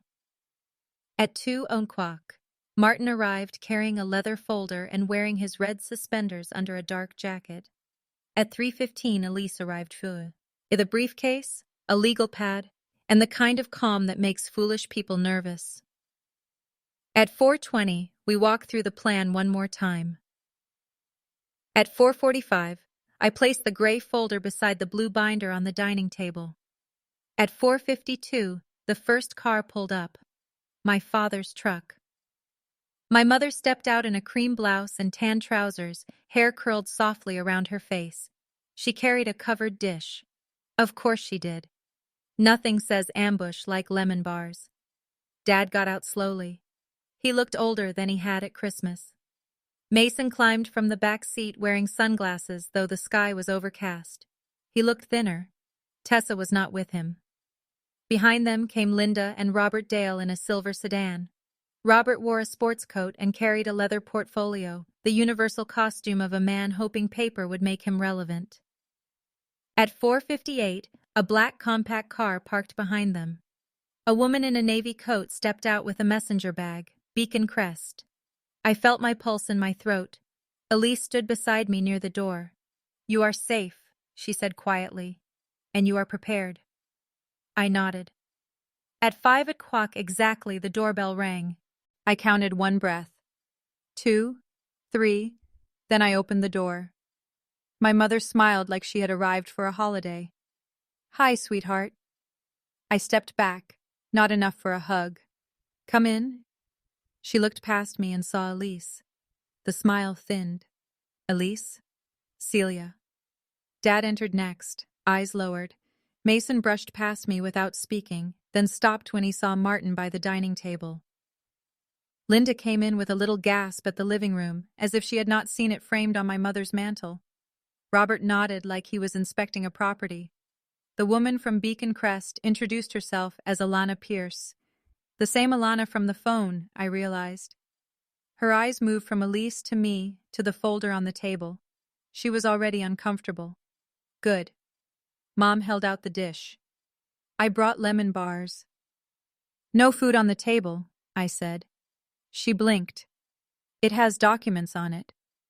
Right, she said softly, wounded by my refusal to let powdered sugar touch my title report. Of course. Priya took the dish from her. I'll put these in the kitchen, she said. Then quietly enough only I could hear.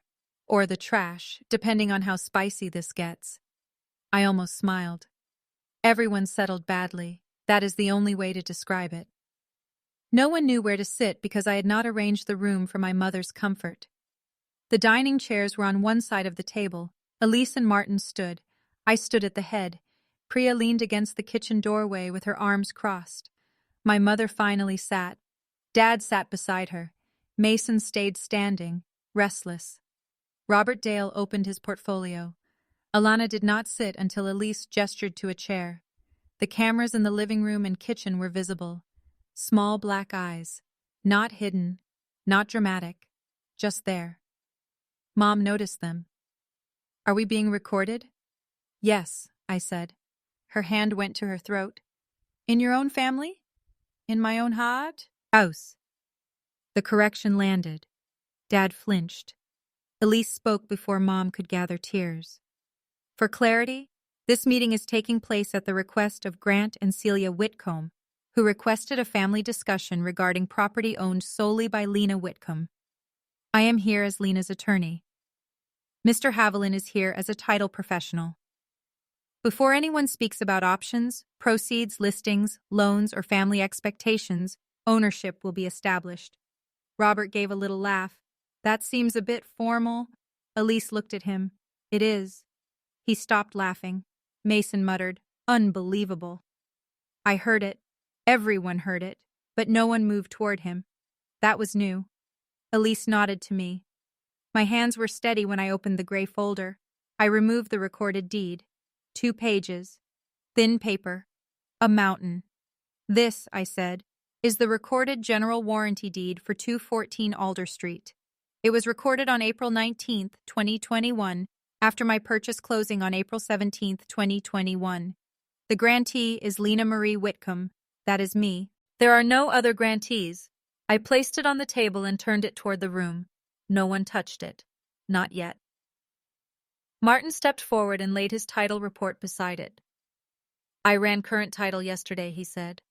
The owner remains Lena Marie Whitcomb. There are no transfers, no co-owners, no pending recorded contracts, and no ownership interest held by Grant Whitcomb, Celia Whitcomb, Mason Whitcomb, or any family trust. My mother's mouth had gone pale. Mason rolled his eyes. Nobody said we owned it. I looked at him. You sent a trip budget calling my home proceeds your funding. Mom whispered. That was private. No, I said. It was taped to my front door. Alana from Beacon Crest straightened. I need to clarify something. Beacon Crest was invited because we were told there may be sale proceeds available to support a family-backed financing plan. Elise turned to her. By whom? Alana looked at my mother, then at Mason. Mason said quickly, It was exploratory. Elise repeated, By whom? Alana opened her bag and removed a file. My mother's face changed. I saw it then. Real fear. Not of me, of the file. Alana opened the file slowly, like someone handling a box that might have a wasp inside. She pulled out 3 pages clipped together. The top page had Beacon Crest's logo in the corner and a neat line of typed names halfway down. Celia Marie Whitcomb, Grant Thomas Whitcomb, Mason Lee Whitcomb. And beneath them, under a heading that made my skin go cold, it said, Anticipated collateral and repayment source. Alana looked at Elise before she spoke. I want to be clear, she said. No loan was approved, no funds were issued. This was a preliminary intake file. Elise nodded once. Understood. Alana turned the page so we could all see it. There was my address, Burfay Alder Street. There was Ruth's duplex address, S2. And beside both, someone had typed, Family-held properties, pending liquidation. Pending liquidation. The room blurred at the edges for half a second. Not because I was surprised. Because there is a difference between knowing someone is willing to sell your piece and seeing the price tag typed beside it. My mother whispered, "That is not what that means." Elise looked at her. "Then explain what it means." Mom's mouth opened. Nothing came out. Mason stepped in because Mason always stepped in when Silence started asking him to be a man. "It was a planning term," he said. "Nobody was saying it was done." Martin looked over his glasses. "That term has a meaning." Robert Dale cleared his throat, suddenly very interested in the grain of my table. Alana slid the second page forward. There is also a projected proceeds worksheet. My father closed his eyes. I saw that. I saw the moment he knew the room had moved past family tension and into proof. Elise picked up the page, read for 3 seconds, and placed it down in front of me. The numbers were there. Estimated sale price for 214 Alder Street, $246,000. Estimated mortgage payoff, $94,300. Estimated fees and costs, $18,500. Projected net proceeds, $130,200. Suggested family allocation, $68,400. Mason, Tessa launch travel and content investment. Suggested reserve for Lena, relocation, $20,000. Family reimbursement and support pool, $44,800. For a second, all I could look at was the word relocation. They had given me $20,000 to leave my own home. They had given themselves $44,800 for emotional labor, shared expectations, and whatever other fake debts my mother had invented while I was at work. I did not speak right away. I counted. 1, 2, 3.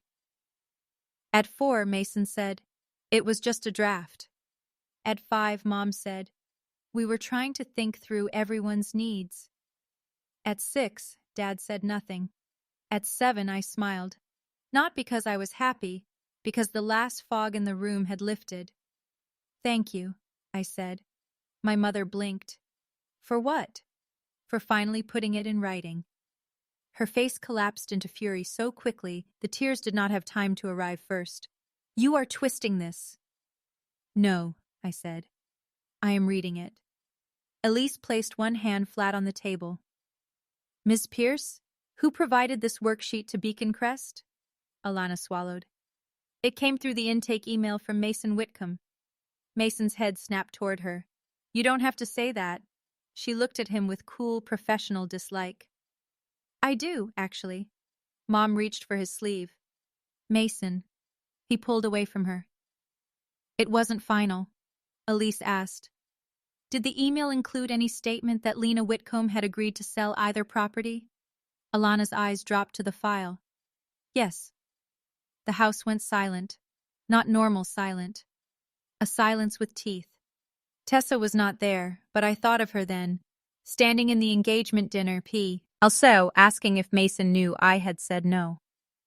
I wondered if she had heard this answer somewhere in her bones before the rest of us did.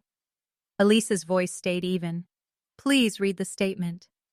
Alana looked at me first, almost apologizing. Then she read, "My sister Lena is emotionally attached, but understands the practical need to sell. She has agreed in principle to move forward once family support is aligned. My parents are coordinating because she gets overwhelmed by paperwork despite working around it." My laugh came out quiet, overwhelmed by paperwork. Martin made a sound that might have been a cough if he had been less angry. Priya said, "That is bold considering the paperwork is currently eating you alive." "Priya," Elise said without looking at her. "Sorry." She was not sorry. Mom pressed her fingers under her eyes. "Alana, surely you understand families speak informally."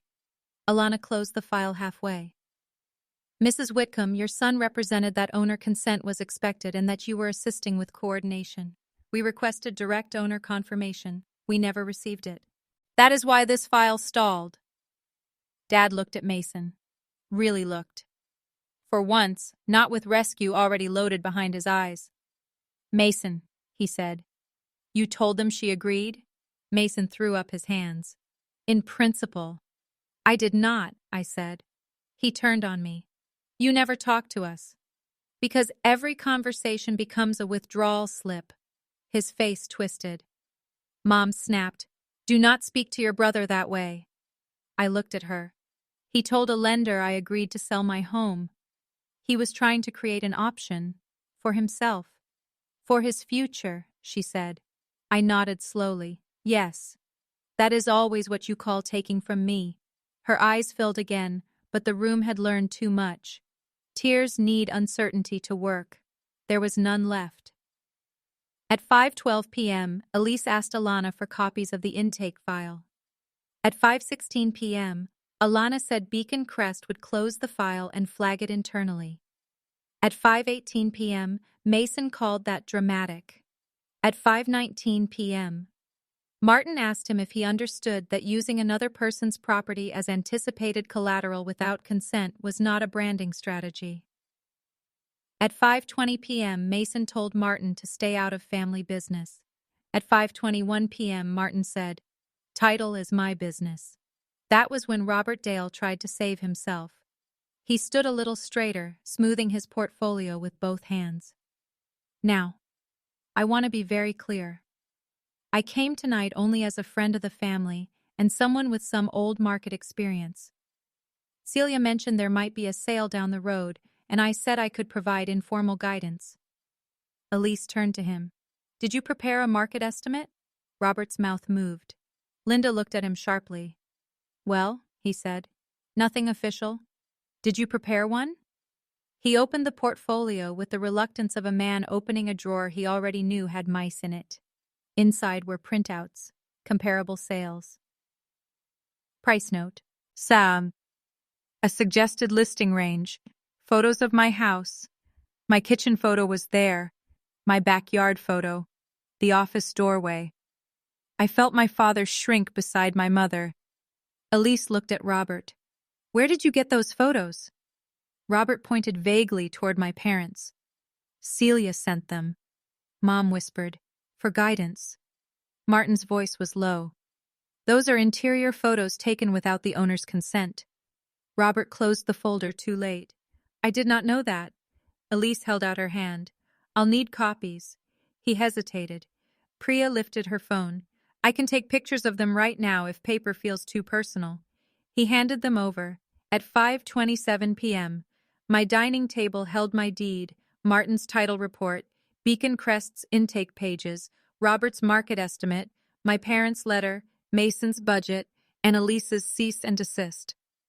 That table had held lemon cookies the first time my parents came to see my house. It had held Ruth's coffee mug. It had held bills I paid slowly, birthday cards from friends, bowls of soup, seed packets, repair quotes, and the blue binder that grew every time I chose to stay. Now it held the map of an attempted theft. Not the kind with masks and broken glass, the family kind. The kind where people use the word love until the lock forgets what it was built for. If your stomach just dropped, comment the word folder, because that folder did not shout. It did not insult anyone. It simply opened, and every soft lie in the room had to stand under bright light. Stay with me, because this is the part where people expect the wronged person to break. But I had already broken in private. That night, I only had to read. Mom started crying at 5:30. Not small tears, a full performance. She covered her face with both hands and bent forward over the table as if the pages had physically struck her. Linda rushed toward her, but Priya stepped just enough into the path that Linda stopped. Celia, Linda whispered. Oh, honey. My mother lifted her face, wet and beautiful in the worst way.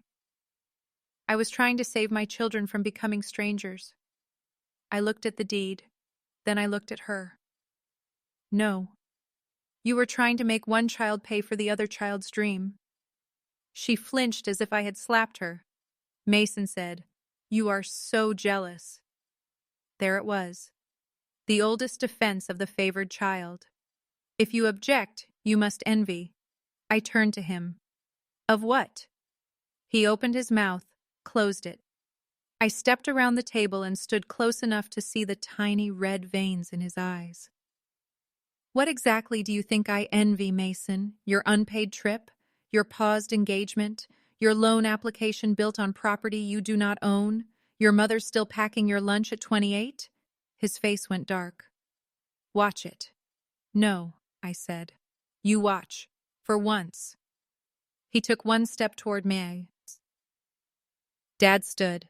It was not a big movement, but it stopped Mason cold. Mason, Dad said. Mason stared at him. Seriously? Dad did not answer. He looked sick, but he stood between us. It was the first time I could remember my father using his body to interrupt Mason instead of the consequences. Too late. But real. Elisa's voice cut through the room. Everyone will remain calm or this meeting ends. My mother wiped under her eyes. Meeting. You keep calling it that. This is our family. This is my house, I said. The line landed harder than I expected. My house. 2 words. No ornament. Mom stared at me with a look I had never seen before. Not hurt. Not rage.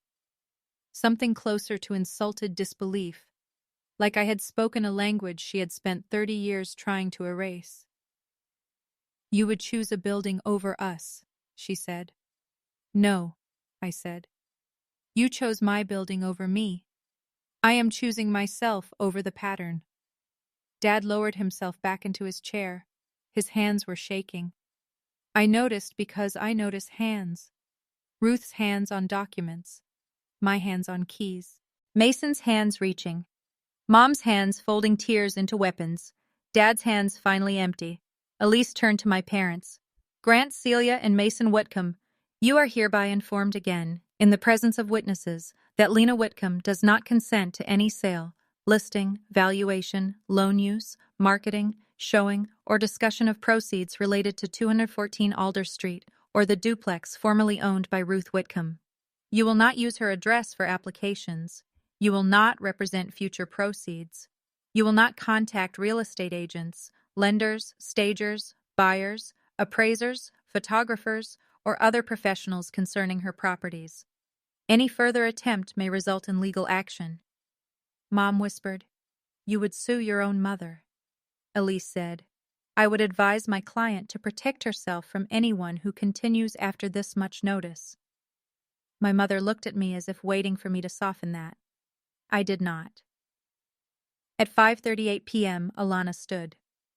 I should go, she said. Ms. Whitcomb, I apologize for any distress. Beacon Crest will send written confirmation that the file is closed and that your properties will not be associated with any application by these parties. Thank you, I said. She gave my mother and Mason one brief, cold nod. Then she left. The front door closed gently behind her. The house seemed to breathe. Mason ran both hands through his hair. There, he snapped. Happy? You scared off the lender. Great. Amazing. Hope the house keeps you warm when no one visits you. My mother gasped softly at the cruelty, but not because she disagreed. Because he had said the private part without lace. I looked at him and felt something strange. Not pity, not yet. Distance. He looked smaller than he ever had, not physically. He was still tall, still handsome in that unfinished way. But the glow around him had gone out. So, that my mother's language wrapped around him, Mason was just a man angry that someone else's locked door would not open for his wants. I do hope it keeps me warm, I said. I paid for the furnace repair. Priya made a noise behind me. Martin looked down, but I saw his mouth twitch. Mason's face flushed. This is a joke to you? No.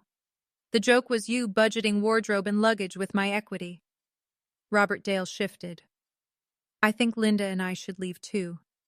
Not yet, Elise said. He froze. I need you to leave copies of every document you prepared or received concerning either property. Robert swallowed. Of course.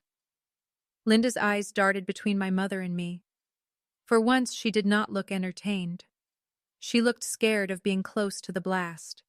She whispered to Mom, "Celia, maybe we should all take a breath." My mother turned on her. "A breath?" Linda stepped back. Mom stood then, slowly. The chair scraped the floor with a sound that made my teeth tighten. "I have spent my entire life holding this family together," she said. Her voice was no longer soft. This was not the gardenia hand cream Celia, not the candlelit Celia, not the woman who tilted her head and made cruelty sound like concern. This was the architect after the walls failed. I have swallowed disrespect from Ruth for years. I have watched her poison you against us, Lena. I have watched you become cold, suspicious, ungenerous. And for what? For wood? For walls? For a dead woman's files? My chest hurt, but I stayed still. Mom pointed at the deed. "That paper has made you cruel." I picked it up. The deed felt light. It always amazed me how light the important pages were. "No," I said. "This paper made you honest." Her eyes widened. I opened the deed fully then, holding it in both hands so the room could see the names, the stamp, the legal shape of truth. "You told me not to be difficult when Mason broke my laptop. You told me not to be difficult when he wrecked my car. You told me not to be difficult when you brought a stager to my porch. He told me not to be difficult when he asked me to invest in him. He told me not to be difficult when I asked what lies you told at your gratitude party." My voice did not shake, not once. "And tonight, I am going to be very clear. I was never difficult. I was inconvenient to people who wanted easy access." The room was so quiet, I could hear the refrigerator click off. I looked at Mason. "You do not get my house." I looked at Dad. "You do not get my silence." Then Mom. "You do not get to call theft love because you set the table nicely." Her face crumpled. This time, I believed some of it. Not all, but some. Because people like my mother do suffer when control fails. It is real suffering. It is just not innocence. At 5:46 p.m., Dad spoke. His voice was rough. "Celia, we need to go." Mom turned to him like he had cursed in church. "What?" "We need to go. We are not due to." "No." "Yes," he said, staring at the deed in my hands. "We are." Mason laughed harshly. "Now you grow a spine?" Dad looked at him. Something old and tired moved across his face. "I should have grown one sooner." That was the honest beat. The one Ruth would have said came late but still counted as a fact. My father looked at me then. Really looked. "I took the photos," he said. Mom whispered, "Grant." He did not stop. I told myself it was harmless. Your mother said you were overwhelmed, and Mason said evaluation was just information. I knew you wouldn't like it. I knew that. I did it anyway. The room held its breath. My chest tightened in a way that had nothing to do with fear. Dad's eyes were wet. "I am sorry." 2 words. 30 years late. Still they entered the room. I did not forgive him. Not then. Maybe not now. Not in the way people mean when they want the story tied with ribbon. But I heard him. That mattered. My mother stared at him like betrayal had put on his jacket. "You are apologizing to her?" Dad's mouth twisted. "I'm apologizing because I did wrong. She turned you against us." "No," he said quietly. "We did that ourselves." Mason grabbed his keys from the table. "I'm not listening to this." He headed for the door. Elise said, "Mr. Whitcomb?" He stopped, shoulders high. "You will leave without taking any documents from this table." He spun around. "I don't want her stupid documents." "Good," she said. He left hard, slamming the door so sharply the front window rattled. My mother flinched, but she did not follow him right away. She stood by the table, staring at the deed in my hands. "You'll regret this," she whispered. I believed she wanted me to. That was different from believing I would. "No," I said. "I already regret what it took me to get here." That confused her. Her face softened for a split second, as if she had expected victory or cruelty and did not know what to do with grief. Then the softness vanished. She picked up her purse. "Come, Grant." Dad did not move at first. He looked at me. "I'll make sure he doesn't come back here." I nodded once. It was not gratitude. It was acknowledgement. Mom walked out ahead of him, rigid as a blade. Dad followed. Linda and Robert slipped out after them, leaving the copied market estimate behind like a shed skin. At 5:53 p.m., the door closed. At 5:54 p.m., Priya locked it. At 5:55 p.m., my knees gave out. Not all the way. I caught the back of a dining chair and bent over it, breathing hard. The deed was still in my hand. Elise moved toward me, then stopped when Priya got there first. Priya put one hand between my shoulder blades. "You did it," she said. I shook my head. "No." She frowned. "What?" I looked at the table. The binder. The folder. The report. The lies. The proof. Ruth did it too. Martin took off his glasses and wiped them with a handkerchief. She would have enjoyed the part where Beacon Crest folded. I laughed then. It came out broken, but it was real. Elise gathered the documents into separate stacks. Originals. Copies. Evidence received. Notes. She worked quietly, giving my body time to understand that the danger had left the house. At 6:12, Priya opened the lemon bars. "Are we eating these?" she asked. I looked at them. Perfect squares dusted with powdered sugar, arranged in a glass dish my mother had probably chosen because it looked generous. "No," I said. Priya nodded solemnly. "Trash?" I thought about it. Then I said, "Leave them on the porch." "For who?" "Whoever wants something sweet from this mess." So she put them outside. By morning, raccoons had carried off half the pan. That felt fair. The consequences did not arrive all at once. They came in packets, the way Ruth said truth often did. First, Beacon Crest sent a formal letter closing the file and stating no further applications involving my properties, my address, or my name would be considered from Mason, Celia, or Grant without direct verified consent from me. Then Robert Dale sent an email through Elise apologizing for his informal involvement and confirming he had destroyed any electronic copies of photos or notes related to my house. Elise replied with 3 sentences that made "we will preserve all rights" sound like a locked gate. Then Summersdale Realty sent a note confirming that no listing file had ever been opened and that my address had been flagged for owner direct contact only. Then Tessa called. I saw her name on my phone 5 days after the meeting. For a moment, I considered letting it go to voicemail, but something in me answered. "Hi," I said. She was quiet for a second. "Hi. I heard what happened." "I'm sure you heard a version." "I heard enough. From my dad, and then from Mason. They were not the same." I sat at my kitchen table, looking at the pear tree outside. It had small white blossoms now. "I'm sorry," she said. "You didn't make the worksheet." "No, but I believed some of it. I believed you were closed off. I believed you had maybe agreed and then backed out. I didn't ask hard enough because I wanted the trip too." That honesty made me close my eyes. It would have been easier if she had made herself innocent. "Thank you for saying that." I gave the ring back. My eyes opened. "I'm sorry." "I am too, but also not." Her laugh was small and sad. "That's a weird place to stand." "I know that place. He keeps saying you ruined everything." "I didn't." "I know." There was a long silence. Then Tessa said, "Your aunt must have loved you very much." My throat tightened.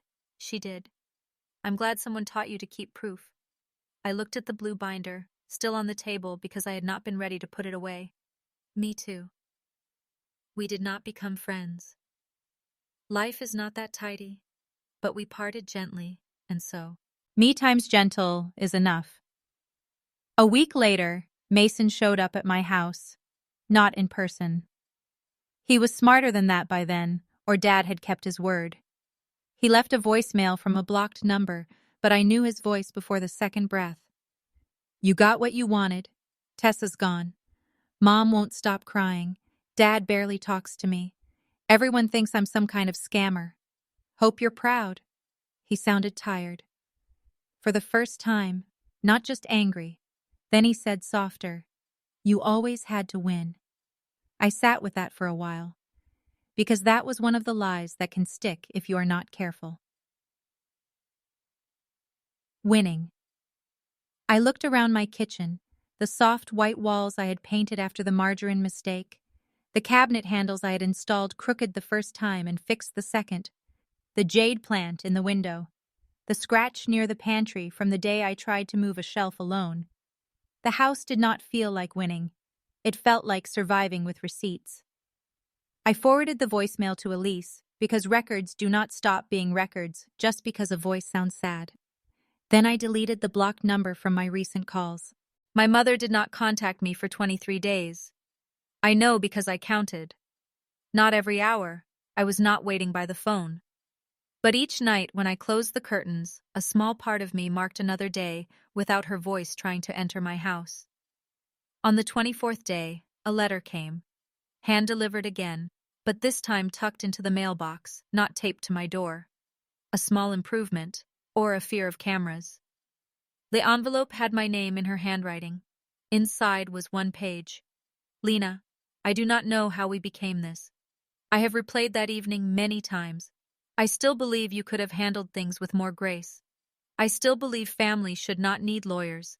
But I can see now that Mason made promises he should not have made, and perhaps I trusted his version too easily because I wanted something good for him. I miss my daughter. Mom, I read it twice. Perhaps. That word did a lot of work. Perhaps I trusted his version too easily. Not, I lied. Not, I used your home. Not, I hurt you. But something in the last line snagged. I miss my daughter. I wanted to be untouched by it. I was not. That is another honest thing. Part of me still wanted a mother who could write that and mean me, not access to me. Part of me wanted to drive to Briar Lane, sit at her kitchen table and hear her say she had been wrong without any soft edges. Part of me wanted to be chosen even after all of it. Healing does not mean you stop wanting what should have been. It means you stop paying real things for the possibility. I gave the letter to Elise for the file. Then I wrote one back. Mom, I am willing to speak with you in a counselor's office if you arrange and pay for a licensed family therapist. And if the first session begins with you acknowledging 3 facts without argument, I own 214 Alder Street. I never agreed to sell it. You and Mass. Unrepresented otherwise to other people. I will not meet privately. I will not discuss my properties. I will not accept blame for protecting myself. Lena, I mailed it. Certified. She never scheduled the appointment. That was an answer. Dad came by in June. He called first. That was new. He asked if he could drop off something of Ruth's he had found in the garage at Briar Lane. I said he could leave it on the porch. He asked if I would come outside for 5 minutes. I almost said no. Then I remembered him standing between Mason and me. Late. Too late. But still. 5 minutes, I said. He arrived at 10 o'clock on a Saturday morning. The air smelled like cut grass and warm pavement. He carried a small cardboard box and looked uncomfortable in the sunlight. I stayed on the porch. He stayed at the bottom step. Good. I found these in a file cabinet, he said. Inside were old photos. Ruth as a young woman in a navy dress, standing beside my father when he was maybe 15. Ruth holding me as a baby. Ruth on my porch the day after I painted the rail, pretending to inspect the work with a stern face. I touched that photo with one finger. Thank you. Dad nodded. He looked toward the lavender, then at the door, then back at me. I'm not here to ask for anything. I waited. He swallowed. I should have protected you more. The sentence sat between us. No excuses attached, no mention of my mother, no Mason, just the thing. My eyes burned. Yes, I said. He flinched, but he nodded. I know. I did not comfort him. That was hard. But I did not. He shifted his weight. Your mother thinks time will fix this. Time doesn't fix a pattern people keep feeding. He looked at me then, and for once he did not look away. You sound like Ruth. Thank you. A small smile moved through his face and vanished. I told Mason he has to move out by the end of summer. That surprised me enough that I blinked. Really? Yes. Mom agreed? No. There was the closest thing to courage I had seen from him in years. He rubbed his forehead. I don't know what happens next, but I know what already happened. That was not a full apology. It was not a repaired childhood. It did not give me back the laptop or the car money or the dinners where I swallowed myself whole. But it was a man looking at the record and not asking me to burn it for his comfort. So I said, that matters. His face crumpled for 1 second. Then he nodded. I'll go. Dad. He stopped. I held up the photo of Ruth on my porch. Can I keep this? He looked at it and gave a sad little smile. I brought it for you. After he left, I sat on the porch with the box at my feet and cried quietly. Not because everything was fine, because it was not. Because sometimes the mercy beat is not letting people back in. Sometimes it is allowing one true sentence to remain true with demanding it become a bridge. Mason did not move out by the end of summer. He moved out in October after Dad stopped covering his car payment, and Mom refused to be the only one paying.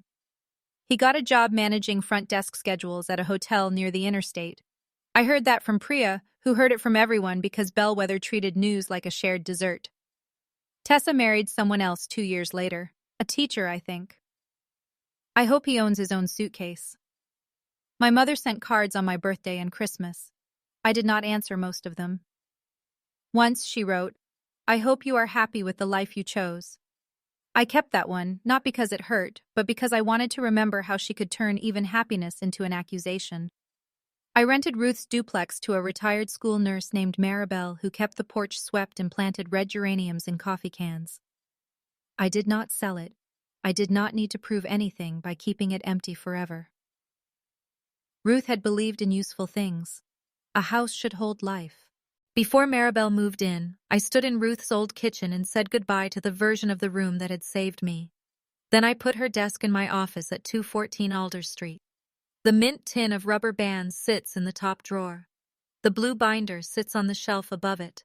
The deed is in the safe deposit box, but a copy is still in the gray folder because peace is not the same thing as forgetting where the locks are. I changed my last name in small ways too, though not legally. At work, I became Lena M. Whitcomb on documents because Ruth had once told me middle initials make people read twice. Martin retired the next year and sold Haviland Title to a larger company, but only after making sure I had a senior position in the transition. He gave me his old brass letter opener as a parting gift. For dramatic deed openings, he said. I laughed so hard I had to sit down. I still live at 214 Alder Street. The porch step is solid. The roof is good. The kitchen tile is still yellow under the new rugs, and I have made peace with it. The pear tree drops fruit every August, and every August I tell myself I will make jam, and every August I mostly feed squirrels. Sometimes I think about that night. The balloons, the cake with the icing airplane, the strangers who thought they were watching a family celebration when really they were watching a theft run out of costume. I think about my mother's face when Alana opened the file. Mason's voice saying in principle, as if consent were a mist he could wave into shape. My father standing up too late but standing. Ruth's note in my hand. Celia hears no, unless the room hears it too. She was right. My mother did not hear my private no. She did not hear it on the phone. She did not hear it in texts. She did not hear it in a lawyer's letter. She heard it when the room heard the deed. I used to hate that. No, Wawa may accept it as information. Some people do not respect boundaries because they love you. They respect witnesses because they love their image. That does not mean you have to become cruel. It means you become exact. This was never about a house, not really. It was about the first place in my life where the answer no had a lock, a filing number, and my name written where no one could erase it with a sigh. If you have ever had to prove that what is yours, comment the word home. Not because a house fixes everything, it does not, but because everyone deserves at least one place where love does not require surrender. Subscribe if this story gave a name to something you have lived through, and keep your receipts, even the quiet ones. My family said I was difficult. For years I believed them. Then I opened the deed and understood the truth. I was not difficult. I was documented. And that is my story.